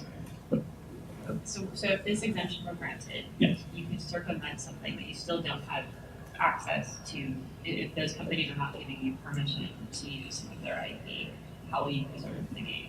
I'll work with the original artists who have preserved that as much as they can. And if they don't have the actual source codes, or we don't have access to the source codes, we'll work with them to recreate the original server in a clean room, like seriously difficult, complicated manner of figuring out the server from poking the client to see what happens when you say this. It's a really complex process, but that's what we have to do. I mean, nobody else is preserving it. It's going to be gone. And all the rights holders involved in the game, nobody cares about a 2D online Dungeons & Dragons game that takes like a minute and a half to load a screen, right? Like these games are really slow, old, and inaccessible. There's a number of games I can cite if you want me to. Maybe in the interest of time, Mr. Williams. Thank you. Yeah, just very quickly, I want to push back a little bit on the notion that it's only commercial interest that inspires copyright owners to preserve their works. I think there are a lot of preservation activities that are supported by copyright owners. There's a National Film Preservation Board, there's a National Recording Preservation Board. There have been numerous gift agreements from motion picture studios and record labels from Library of Congress, and I understand from ESA members as well.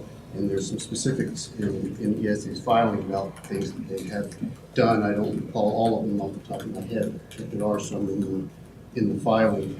So as we try to express in our comments, we do support preservation efforts, and major companies have tried to invest in those efforts. So I don't think it's entirely accurate to say that only MAID is doing this and no one else is doing it. I can't tell you that the entire market for preservation is still. All right, I think in the interest of time, we're going to move on to affiliate archivists and the access if someone wants to answer it. Do you want me to start off? What's that? I would like to start off on this. Is it your contention that this exemption, as you would like this to be expanded, would allow access to researchers or other people in affiliations made to play the game after it is preserved who are not within the physical premises? The affiliate status is designed to allow us to, now, Mr. England before said that we would have dozens and hundreds of people working on these. Oh my God, I would be so excited if we could have that many people. The people who can do this work are extremely rare. Think about like the streetcars in San Francisco that go down the street on Market Street are preserved by volunteers who come in and fix them. But you can't just be some chucklehead off the street, right? You need to know how to like sew leather or how to restore linoleum on a 1930s train, right? These are very rare people. The idea of affiliate status is to allow us to get these people, to allow them to work with us on these projects and not extend any kind of risk to them. I don't want somebody who's working on one of these projects for us to get sued for copyright infringement or some other thing out of the blue. After the game is preserved, do the affiliates have access to the game to continue to play it outside of the physical premises of millions of people?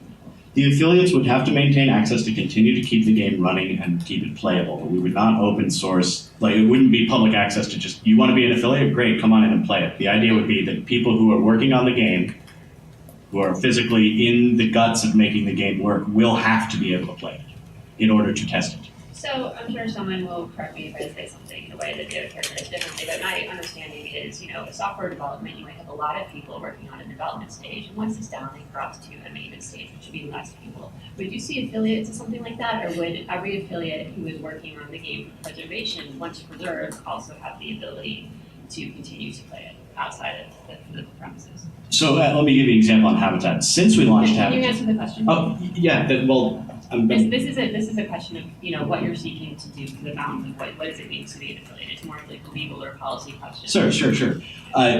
We would focus on affiliates being physically working on the game. The idea is not to allow them to continue to have access to the game if they're done working on it.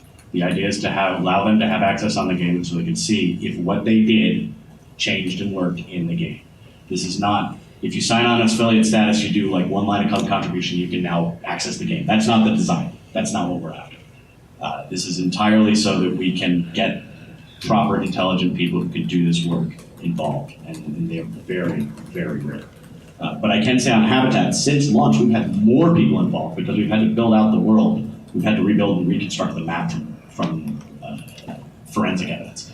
And that has brought in more people to help and work on it. So the team has actually gotten larger after launch because there's actually more work to do to keep the server running, to keep new people coming in and show them how to do it, to add. One of the things we've added to Habitat is a second screen experience. So while we have modified the original game, what we've added is a museum experience. So if I walk into the main room in the game, a second screen with a browser will come up and say, you're now in the fountain. This is where people would congregate and talk about, et cetera, et cetera, et cetera. There's a lot of work to be done like that after the initial shipping of a project, and that's sort of our desire. So no, affiliate status would not be, you contribute a little bit and get to play the game. Affiliate status would be, you are working on this game actively. I just wanted to add, very likely should multiple projects appear, one's not going to descend to a maintenance level. One will probably find affiliates that are specialized at certain levels of expertise, a graphics or server person or someone like that. So they may be actually, most likely, working on multiple projects in their own particular area of expertise. So just to follow on the question I asked before, so because you added the language to the public, so it's, the video game is not going to be distributed or made available to the public outside of physical premises. Is that meant just to limit it to these affiliates? Is that that's what your goal was? The purpose is we're not going to just turn this on to the internet. This exemption is not so we can just bring the game back online for everybody. This exemption is so we can preserve it in a working fashion for future generations who will perhaps think this is the most important thing ever. We don't get to choose what they think is the most important ever. The future chooses that. So just to be clear, these affiliate archivists are working remotely in most cases? Yes. You put in a qualification that they can be supervised. What does that mean? Well, you can't just throw a bunch of people on a software project without supervision. Nothing will work. You have to have very strict supervision in software. The way it works is like, right now with Habitat, there are issues that need to be addressed, right? Like, you go into this screen, if you load a chainsaw, it crashes. That's an issue. It needs to be addressed. And the supervisor would say, you over there, you take this issue and go work on it. It would say, okay, you three guys over here are the map people. I need you to go build that area and keep track of it and keep track of your work. It's a full functional software project, which has to have managers. What about supervision in terms of, cutting through all this, I think the concern is that these affiliate archivists, if they have all the information to recreate the server-side software and then ultimately the game, they can turn around and play this game at their own homes or in other places other than the kind of preservation context. Is there any type of supervision that contemplates making sure that they don't do that? And can you give any consideration to those concerns? So, I mean, you have to look at this like if you're building a roller coaster, you've got to ride it to see if it works, right? But that doesn't mean you got to live on the roller coaster, go on it every day. So the access controls can be controlled. Like if we load this to Git, we can control and allow, so you can't replicate the whole Git repository. Source control. If we had a source control system with this in it, we can control that source control system. We can limit people to very specific portions of it. We can keep it so that you can't download the whole thing if we wanted to. There are ways to put controls in on this. So do you have current controls? We use GitHub, and GitHub allows you to have those controls. We don't have those controls on Habitat because we don't need them, but we can institute those controls if we need to. So why can't you just hire them as employees or like I don't have part-time any- employee? Well, I mean, it's like, it could be like a certain like lower salary or when, I'm just wondering why the affiliate language is necessary versus just having more of, because that really has to do with your relationship with Yeah, them. certainly. So why can't you just develop more of a formalized relationship and keep the language the way that it is in the existing exemption? We have an answer to that. So the language is premised, Mr. Deemer, the language is premised on the section 108 working group and the idea that we felt that some supervision is absolutely necessary, but that the sort of rigid sort of suggestions that were provided by the ESA would limit the ability to do anything. And it's the same with why you wouldn't have the question of why you wouldn't still have an employment contract. It's the same reason why the SF-MoMA wouldn't necessarily have all of their people that are looking at them have employment agreements. I think that the idea is that we would follow sort of a sort of reasonable sort of supervision sort of structure, and that the concern that we have primarily is that when the structure becomes too rigid, it really pushes out smaller museums that are doing important work out of the ability to do that. So where you only have basically the New York MoMA Museum is able to afford to be able to participate in these types of preservation processes. And from everything we've seen, they do not have sort of the bandwidth to consider. Would you be willing to assume the, more granular recommendations of the 108 study group? Some of the recommendations of the 108 study group are extreme. This was not a Copyright Office. This was a group that was sponsored. I believe one of them is to remove all sovereign immunity restrictions, which seems a little extreme to me personally. That being said, I think that the basic overview is relatively reasonable. What about the existing section 108 exemption, which requires you to not remove the works from outside the premises of the library? Would that cause you concern? The Copyright Office has suggested that the current language is stuck in time, which we agree with. I'm not sure how well the current 108 language purports into this space. That being said, Alex, I think you have a better understanding of sort of what type of, what you would need in order to have volunteers. Yeah, I mean, that is a little worrying. The volunteers do have to have chunks of code on their local machines in order to edit them. I mean, we could go around it if we had to. It wouldn't kill us. There are things like online IDEs that you can use. You open a web browser, you can edit the code in the browser. So, like, we could, but I mean, that's like saying, you can't use your tools that you brought, Mr. Carpenter. You got to use our tools over here, and Mr. Carpenter's not going to be happy about that. You know what I mean? I don't. I mean, so the recommendations say things such as the agreement between the library, the archives, and the contractor preserves a meaningful ability and part of the rights holder to make redress for infringement. Is that something you'd be willing to assume? I actually don't understand what that means in legalese. I think it means if the contractor is engaging in copyright infringement, there is a way for the copyright holder to be able to take action on that. Okay, yeah, no, I mean, that's fair. We don't want these affiliates to be breaching the copyright rules. We have no intention of allowing them to. I mean, there would be repercussions if they were to distribute or do anything. I mean, right, but it would be the library that archives assuming taking on an exception to mediate that and deal with it. Yes, that's our job. That's our job, is to, we gotta watch these people, control them, and make sure that they're in line, and if they do something wrong, it's our liability. I just want to add that it's a common practice. I've even had the entire Windows XP source code on my laptop buildable and sitting on a plane on the other side of the world. And so it's not uncommon, just to have access to the crown jewels, so to speak. It's the distribution that is not the redistribution. If you're saying you didn't have permission to do that? No, I had permission. It just, but just as an example, to have, Microsoft's entire source code on your laptop and not necessarily, realizing the value to other people, but still, as a consultant, It's how software is developed. I think one difference is, you did that as a consultant with permission to have the crown jewels, and this exemption would potentially allow the distribution to, I guess, people who signed up as an affiliate, and it is not yet to me quite clear what that criteria needs to be. So if we hear a little bit more to understand, it might be going beyond your experience, which I think that is helpful for you to share with term. Any thoughts about that? So I think specifically, Alex, you can get into a conversation about, for instance, with Neverwinter Nights, what type of experience and sort of resume you would need in order to. An affiliate would have to, for the Neverwinter Night project, in theory, an affiliate would have to have deep understanding of C, not modern C, C from 1988, which is a totally different dialect of C without any of the capabilities that modern people are used to. They would have to have a full understanding of the internal workings of America Online and the basis of a Q-Link. They would have to have a completely functional understanding of the Gold Box engine, which runs the Dungeons & Dragons games. They'd have to have understanding of server-client dynamics and the ability to program in client-server fashion. They'd have to understand assembly language, because there's a whole bunch of assembly language in those games. It's an insane.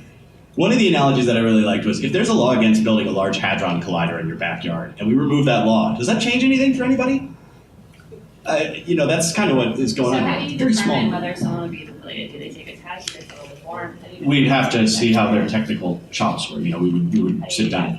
So, for example, on a Habitat project, we literally sat down with a guy who had a resume. One of the guys who worked on it, he had a resume, and he'd done a bunch of talks on YouTube about Commodore 64 development. And so, that was his resume. Now, there's another guy who we brought in who literally just was interested, right? And so we gave him very low-level jobs that, you don't have to have that much technical chops to do. But that's still 10% of the work versus the 90% that the guy with the technical chops did. Honestly, we don't do a formal interview process. We talk to them. What do you do? What do you know about this? What are your processes? What can you do? Sign any agreement with me? We do have volunteer agreements that we have signed, but those are generally, right now, those are general volunteer liability agreements. There's nothing specifically targeted to this kind of work. I'm totally not against adding that kind of agreement. I'm not sure how we would write that agreement, but I think we could have some help. So let me just jump in on here, because I want to sort of circle up some of the things that have just been said here.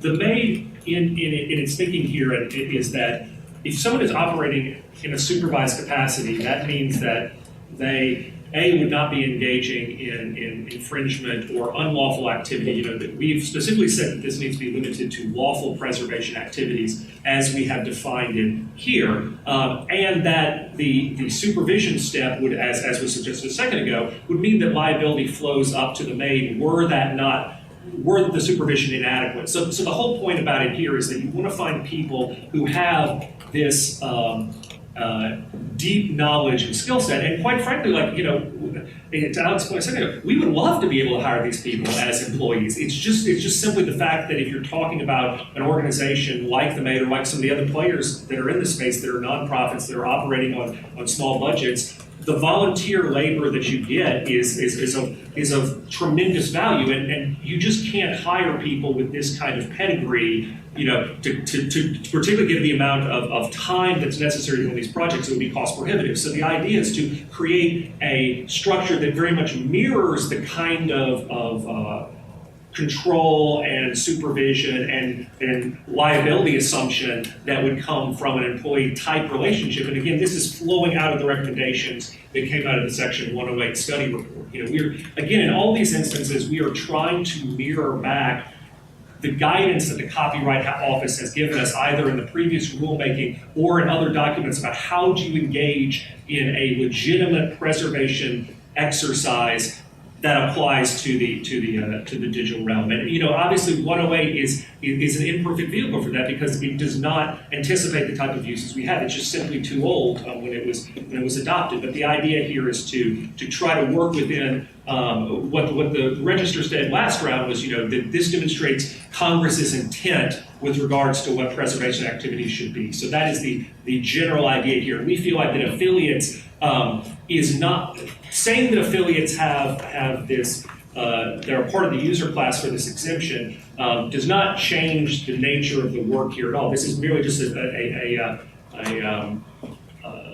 acknowledgement of the fact that you do need expert engagement outside of the particular employees of any institution. So can you speak to any specific examples where you have been prevented under the existing exemption from using an affiliate that you needed for a specific project? Because the current exemption is not extended to affiliates? We have not come up against it, but in our evaluations of games that are at risk, there are a large number of games that we see are at risk, but are also out in a gray area. And those people are working to bring those back as a fan group. And, they're it's an illegal thing. They're not supposed to be doing it, right? We would like to have some way to engage with those people because they have the technical knowledge if we want to bring back that game. Do you understand? If you see what I mean? Like, there are some people out there who are already doing this in a gray area. We'd like to be able to tap into their knowledge and use them to do it properly. Not necessarily on the things they're already working on, but anything simple. Another example of this that we mentioned in our reply brief is the game Grim Fandango, which was done by the copyright owners themselves, and they had to go outside to the fan community in order to remaster their own game. So these are silly arguments without the exemption currently, but there are real-world examples right now that publishers are dealing with themselves. So if there was a requirement that the affiliate archivists, you could have affiliate archivists, but they must act like volunteers and be located at the maid, that would be ineffective for you. Yeah, no, the brains that we need are probably have about a 2,000 mile radius around them of no brains. You know what I mean? Like, they're out there. The guy we used for the Habitat project is from Germany. So let me follow up on something that Mr. Part of your name is blocked out. One of the things that concerns me about one of the things that he talked about and things that come up here a little bit is that as you talked about the tools these experts need, describe that a little bit, because some of the things that he talked about in just bringing those in, or it seems like they're game assets that they're bringing in, or things that they've been working on that they had access to that they're bringing in to help with your project. And that seems like that may be outside of what we're talking about. Or at least that would be a concern, I would think, to the content community. For them, as their experts or their tools, that they're bringing game assets that they've preserved somehow to help you in your preservation project. So can you help us? I'm going to let James talk about tools, because tools is really complicated. Sure. So it's not just game assets there. It's going to be also understanding of the languages used at the time, as Alex alluded to. But we're also looking at a combination of hardware that may no longer be available. And that only a few fans may still have access to it. We're looking at compilers, we're looking at operating systems, we're looking at linkers, we're looking at development environments, we're looking at custom shell scripts that assemble everything together, custom art tools, custom audio tools. All those things are going to be unique, and a lot of them are already out of date. Even some of the tools that I was using 5 years ago are no longer in use and are hard to find access to. So you need access to those original tools to be able to recreate the content, the code and content necessary for this. But I guess what I'm trying to get at is that, are you getting those from employing these affiliates? In other words, are you going to those affiliates because they have some of these things you can't get otherwise? No, it's not for data, it's for brains. Yeah, I was gonna, because you mentioned they may be bringing game assets in, so I think in reflecting on tools, the tools are extremely important in game design. Usually you build a whole other application for tools, or you build the game as the tool. So like, for instance, we had 3D worlds that, you would, if you were building the world, you'd be in there, and then we networked it up, and these walls started moving, and the artist was sitting there working on the wall. So, I mean, these things are part of the game, they're integral. So, in a sort of inverse sense of copy, of an asset, the tool produces an image, but that tool can only produce images like that, for instance. So you may end up in a situation where you have the fan community and they've redeveloped a tool, and you want to use it. You're going to make your own assets out of it, but the tool itself is sort of a construction of the actual game itself in a certain sense. The affiliate status is not designed for tools, it's designed for human beings. One last point on that, I should distinguish that we make a distinction between a legal definition of tools in 1201 versus the type of tools that we're talking about when it comes to video game design and the idea of being able to access this content. So, Yeah, a lot of the tools James just mentioned are like bog standard stuff, like compilers, linkers, things like these are standard software development tools. Everybody uses them. They're not, there's a lot of open source stuff that would be used. I wanted to thank you for your patience while you used Mr. Williams and Mr. English a chance to respond. Yeah, thank you. There's been a whole lot said, so it's going to be hard to respond to all of it in the remaining time, and I want Steve to have some time, but a few I points. think we can go a little bit over if we need to, so we do want to make sure you get time to respond. Thank you. I think this affiliates issue is crucial, so I guess I'll start with that. At the beginning of the presentation, Mr. Handy said that these fan groups who have set up unauthorized servers are involved in completely infringing activity. Now he's saying they're the very people that he wants to incorporate as part of this affiliate program. I credit that he's not out to try to cause anyone harm, but I think the drafting on this is going to be almost impossible for you to craft something that only allows for legitimate conduct and doesn't risk a lot of harm. One example I'll give, and it's of a different degree, but in the hearings in Washington, we learned that an officially enrolled student now just means you've got a Facebook account and you click, I want to join that class online, and all of a sudden the exemption applies to you. And so here, I don't know how you would define a subset of people. I don't know if just clicking through the terms of use is enough to really give much protection. And that becomes even more risky when you're talking about the tools issues that Mr. Cheney was talking about. The 2015 recommendation, the Copyright Office said it was quite concerned that when you start expanding this outside of the realm of in a physical location inside of a museum, that somehow there will be some trafficking and tools going on. I'm still not entirely clear on all the types of circumvention involved, but if the museum is having to distribute these tools to people who are spread all around the world, apparently not even just in the United States, how those tools get used can become problematic. Do you have thought what Mr. Beamer was saying, that there's a difference between, tools and 1201 and some of the tools being discussed here? I don't have any reason to doubt that there's many things that could be described as tools. What I would refer to as tools would be actually things that get you through an access control without permission. If there are other things that in the software universe are described as tools, then we'd look to the statute to address that.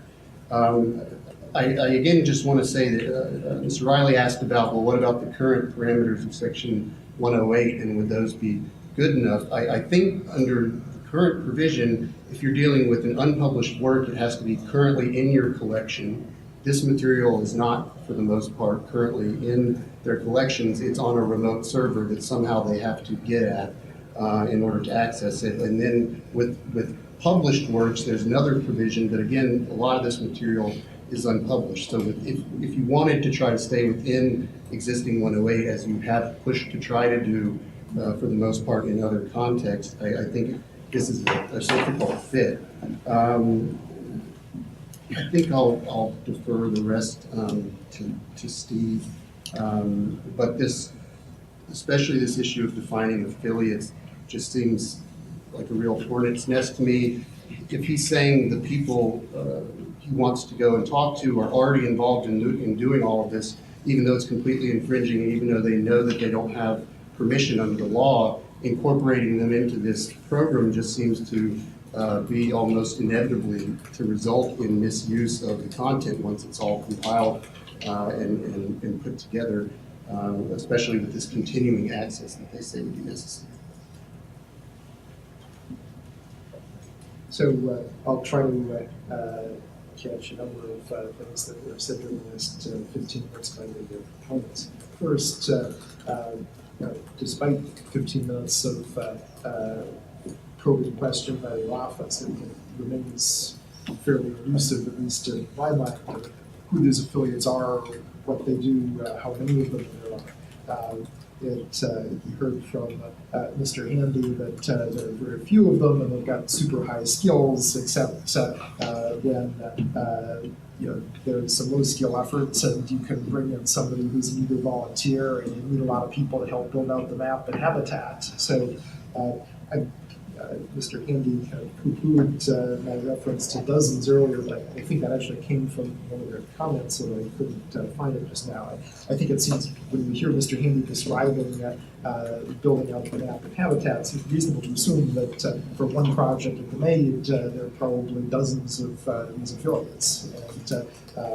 And that's a lot of people to try to supervise. And we have not heard about how, at least very clear answers about how they are going to be selected. Second, the maid's reply comments talking about the security of the simulated server software, talk about it being located on a physically isolated server.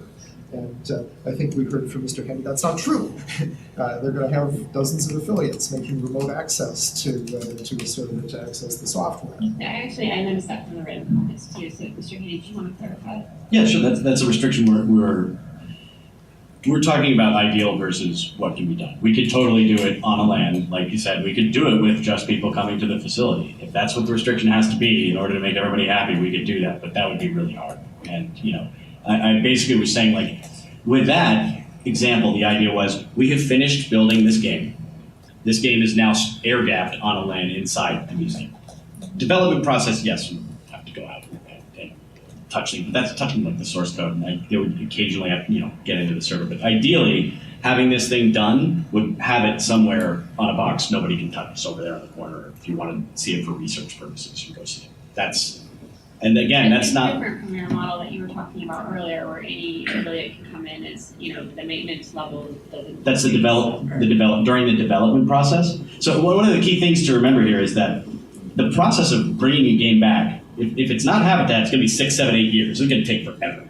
During that time, people will have to come in and work on the game, and they will have an incomplete game to sign into.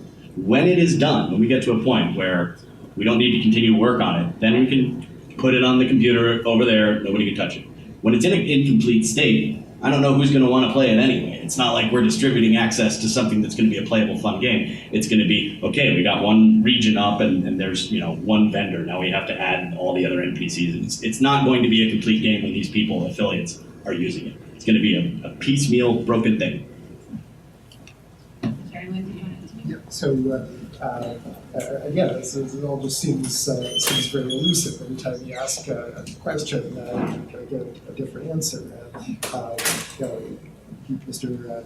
Handy was distinguishing between the development phase and the maintenance phase, and saying once the development phase ends, we go to maintenance, then we can keep it on a physically isolated server. But 10 minutes ago, he explained how we need people to maintain the software once it's up. So it just isn't clear to me what the proposal here is, but it sometimes at least seems like it involves having people in Germany remoting into a server with access to the server source code, and that seems like a problem. More generally, this highlights that the proponents' reply comments contain a lot of limitations on use that aren't actually found in their proposed regulations that were set forth in the initial comments. So were the office to take those reply comments seriously and those limitations seriously, does that lessen some of the concerns that we had said before? Yes, in the sense that all the limitations clearly reduce the level of risk. The limitations do not address the fundamental challenge here that what is preventing circumvention or was preventing restoration of online games is that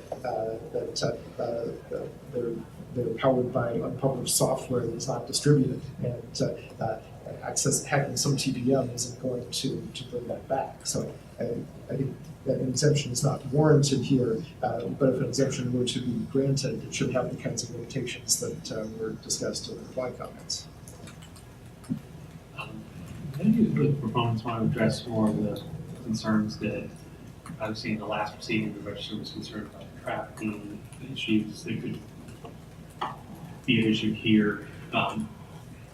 In this case, address them to the issue that we've been talking about of affiliate members. Yeah, I'll do my best to follow along here. So I think ultimately our position with the idea of anti-trafficking is that these, the role that those other aspects of TOLA have are nebulous at best. There's currently a circuit split. We don't think that ultimately this, where it currently is in the state of the law, should have any sort of ultimate deciding value in whether or not to grant an exemption or not. I'm happy to answer like follow-up additional questions. So that's our top level understanding about anti-trafficking and 1282 and 1298. And let me just jump in here too. On a practical level, I think we need to reiterate that what we're talking about when we talk about tools, or what my colleagues here who are the technologists are talking about tools, is they're not talking about circumvention tools that, if released into the wild, could be applicable to other games, right? We're talking about very bespoke tools that were used as part of the software development process in order to preserve a game, right? So even an example, because I can see the quizzical look. Well, I thought Mr. Handy was saying they weren't bespoke before, so maybe. Okay, we're talking about two totally different things. We have a complete collision of namespace here. We have it in software, we call this a collision of namespace. Tools and software that we are talking about here, nothing to do with circumvention. Tools, as he's talking about it specifically, is just a tool for circumvention, which there is no tool for circumvention. Circumvention is open it up, rip it out. It's not use this piece of software to circumvent. There's no trafficking or distribution in tools of circumvention. Okay. So the law contemplates that there is such a thing. Well, yes, and that is a spurious argument. There is no way in God's green earth anybody's going to write a circumvention tool that lets you circumvent any MMO's authentication thing. That's just ridiculous. Every game is totally different. You got to do it specifically to each game. There's no such thing as a tool that does circumvention for everything. Now, there may be a perception of that because there's things you can do on a console to circumvent, right?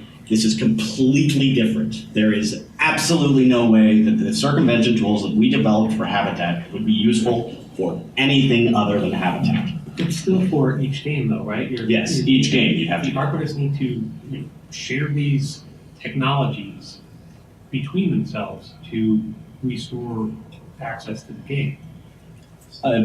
Yeah, I suppose they. So this comes up on another thing. So this is also considering whether or not this would be considered, the archivist would be considered part of the MAID, and whether or not you can traffic between people within the same organization. Presumably, if you have a contract and they're volunteers, they would be part of it, and 1201A2 and anti-trafficking wouldn't apply. I have a question. If the archivist, if this volunteer is part of the MAID, isn't it then unnecessary to add this language of affiliated archivists at any rate?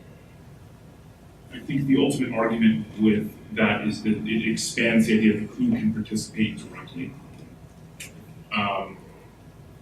Yeah, I mean, again, this goes back to our point about, we're talking about institutions that exist and that can function only through volunteer labor. And so the idea that, I mean, we could, and of course we could get into kind of an employment law discussion about how, at what point do you become part of an institution? But the idea here, at least in theory, was to allow flexibility for these projects to proceed in a lawful way without having to create a ex-ante set of bureaucratic hurdles, which again, the idea here is we were trying to do this very much in good faith and to create a set of circumstances where preservation can be done by legitimate institutions in a lawful way that do not have the resources necessarily to hire a bunch of highly skilled developers to do this on that basis. And the 108 Study Group report does acknowledge that institutions already have volunteers that could or could not apply as affiliates in themselves. So it certainly is a nebulous area, and so according to the study group, this is sort of the average for this. Thank you. Mr. England, did you want to respond to Mr. Walker and Mr. Deemer on that Yeah, specifically? so That would be- I will respond to that, and then hopefully one of the points from the previous colleague, that, yeah, again, that what's proposed here with that in terms of what the affiliates will actually do remains pretty elusive. This is a proceeding about circumvention. What is proposed is an exemption to the prohibition on circumvention. So presumably the proposal to add affiliates means that it is contemplated that the affiliates will circumvent. We now talked about one way that they might circumvent, which is exchanging circumvention technologies among themselves. That sounds like a trafficking violation to me. As I read the proposed rule, it sounds like another way that they might circumvent, at least in the case of console games, is to jailbreak their home consoles under color of the exemption that was granted to the preservation institutions, so that they could do the work on those consoles, which would then give them in their home under limited supervision of the preservation organization, a jailbroken console that could be used for future heretical purposes. And so I think there's certainly some risk here in terms of what the affiliates are doing. We just haven't heard very concrete responses in terms of what circumvention the affiliates will do. Returning to the previous column on supervision, I think that the other proponents here agree that the liability for what affiliates do would have to flow to the preservation organization. That is an important step. But I think it remains critically important that the kinds of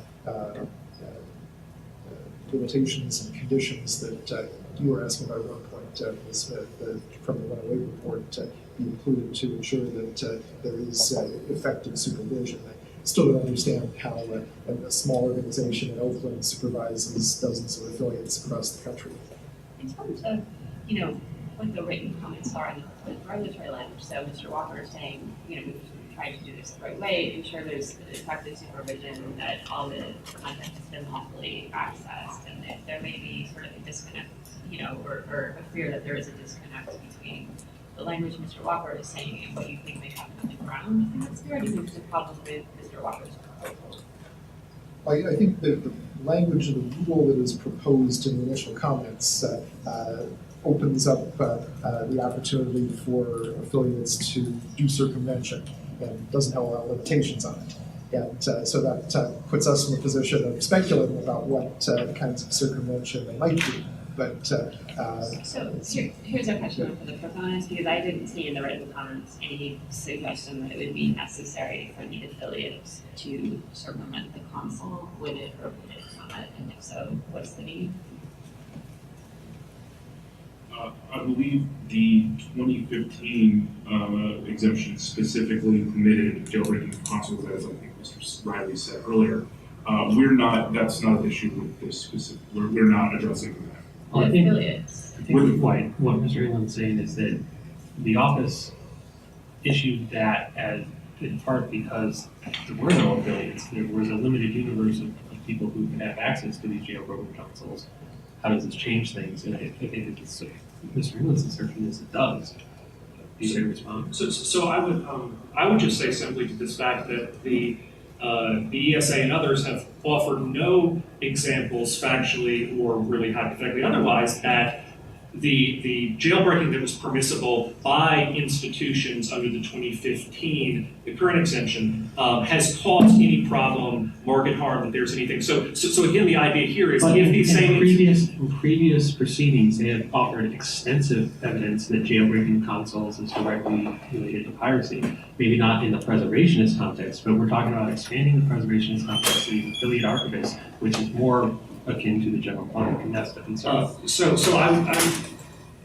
I think that it's incorrect to say that we are expanding the preservationist context because, again, we're talking about affiliates working under the supervision of eligible libraries, museums, and archives who are explicitly engaged in lawful preservation work. So the idea that, again, that last time it was determined, and there's been no evidence to show otherwise, that this would not be a problem in the context of preservation work. Therefore, we don't think that there's any reason why to think that supervised archivists doing the same work that eligible institutions are allowed to do currently is going to create any problem in the future.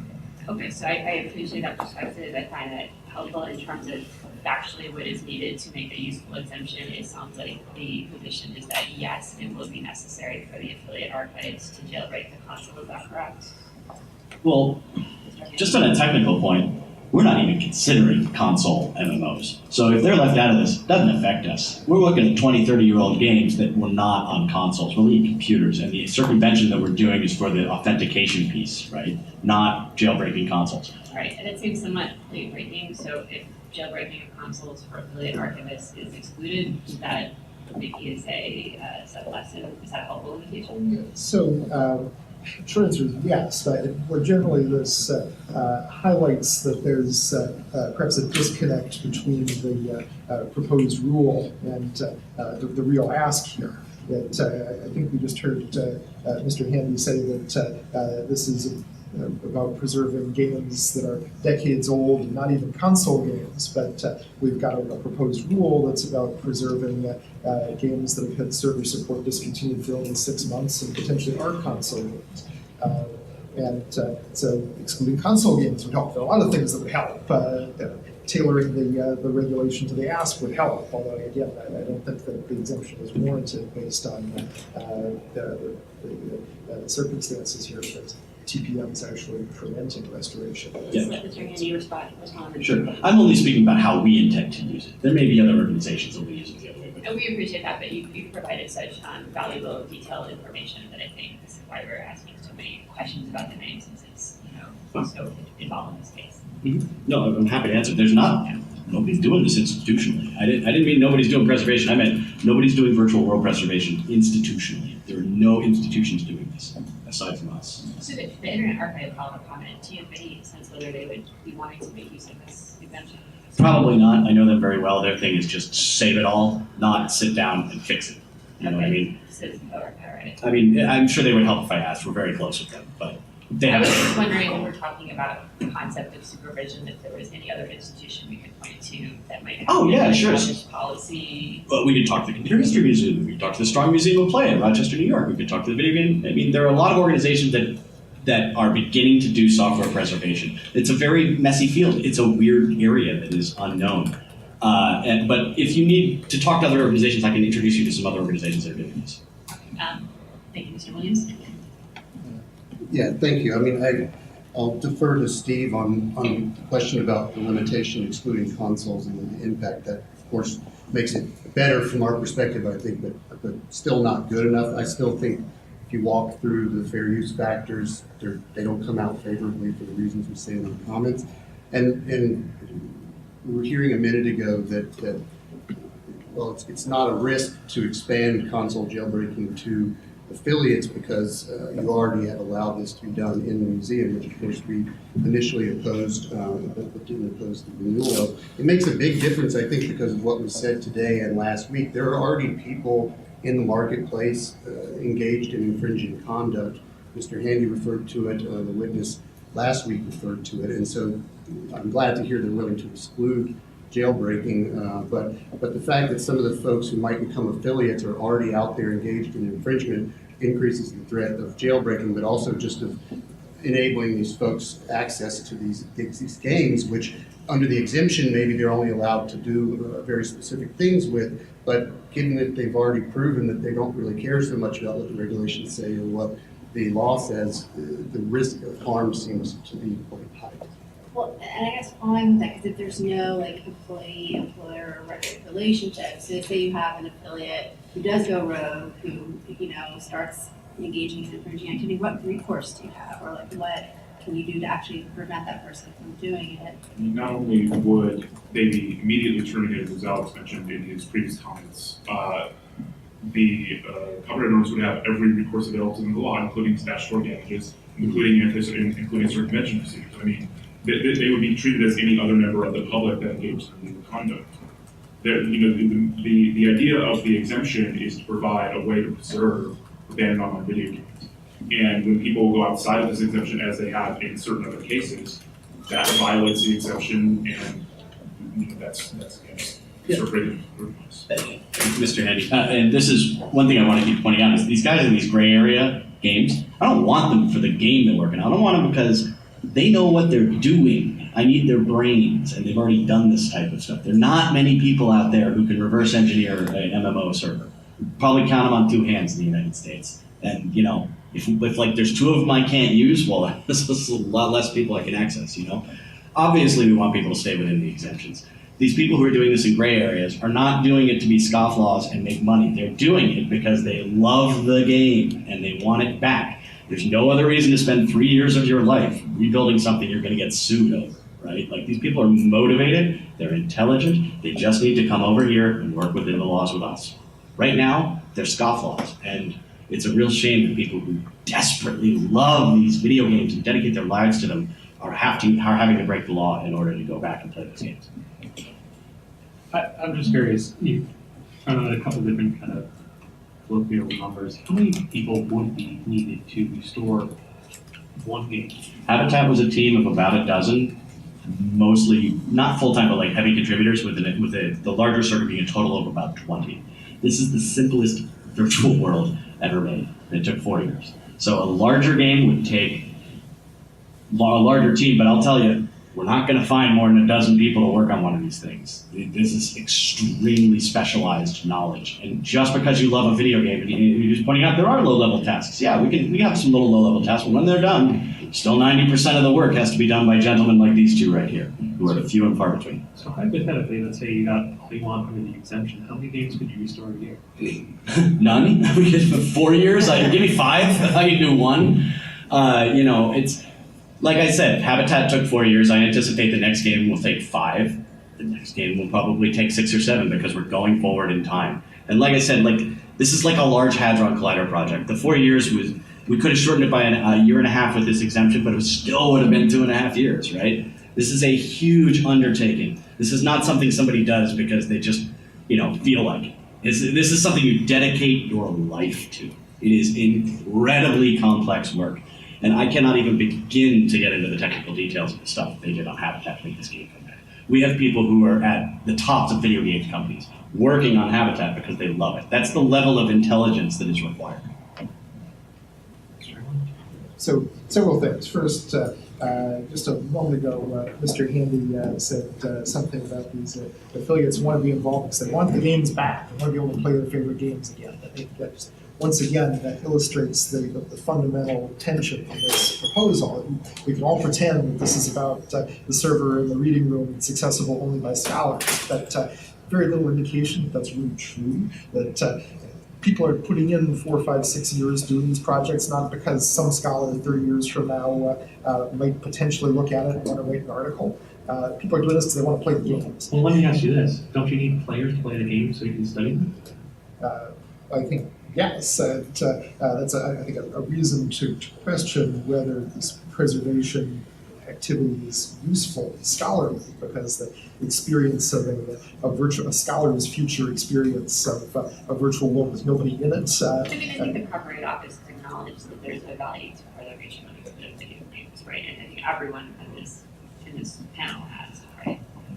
But I think you really ought to look at this proposal with some skepticism, because every time and again, the proponents keep coming back to the idea that people want to play these games. So I think you got to question whether it's really about the abstract possibility that 30 years from now, some scholar may want to go to the back room of the mold and play the game. 2 other points, just to return to the question of Constable jailbreaking very briefly. It's one thing to have the hack jail, the jailbroken console locked up in the curatorial area of a museum, one of them with no public access. It's very different to have a dozen or 20 or however many you think the number is, consoles in people's homes that are jailbroken for participation in the project. Next, there was talk, I believe Mr. Dealer a few minutes ago about copyright owners having sufficient rights under law and to terminate affiliates who misbehaved. I'd like to emphasize that that really isn't a very effective right. Firing a volunteer isn't a strong disincentive to misbehavior by the volunteer. And copyright owners are unlikely to have an effective enforcement remedy against misbehaving volunteers. We don't know who they are. They're scattered around the country. We don't understand what their roles are. If you were to grant exemption, I don't think you should, because I think the case has not been made. But the agreement earlier in this panel that the preservation organization be liable for misbehavior by the affiliates would be a critical piece. Mr. Dean? Yes. I do want to point out that the focus of this hearing is on the proposed exemption that allows for preservation, that the MAID is also interested in doing other work legally with game creators to do more broad preservation. Does not affect anything that has to do with the hearings today. And I think the focus should be on this limited use that we're seeking legal coverage. Thank you. Mr. Dean? And just following up, continuing on that, the idea that copyright enforcement mechanisms aren't sufficient are also outside the idea of a proposed exception. If the statutory damages provision of the Copyright Act is not sufficient for copyright owners, then they should try to find another way outside of this activity. Okay, I think this has been a great discussion, and I'll let Mr. Handy speak, and if there's anyone else who wants to make a closing comment, because we're a little bit long on time. Yeah, I have just a quick closing comment that actually addresses the preservation issue. This idea that, maybe somebody someday will be interested in the virtual world. The reason the MAID exists is because I found a bunch of games that were never released for the Atari 2600 flea market on Barricade Prompts. It was not only one game, it was like 12 revisions of the game. You could see the process.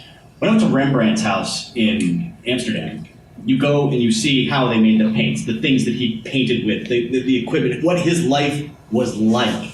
That's what we're doing here. We're trying to preserve the process. Now, the game that I found and that shows this process is called Cabbage Patch Kids Adventures in the Park. Not a game that anybody would have said has any kind of historic value in 1984 when it was not released. But now, because it shows the development process on the Atari 2600 has intense value. We do not get to choose what the future thinks is important. The future gets to choose that. If we don't preserve it, they don't get it. Anyone else? Okay, thank you all very much for all of your comments.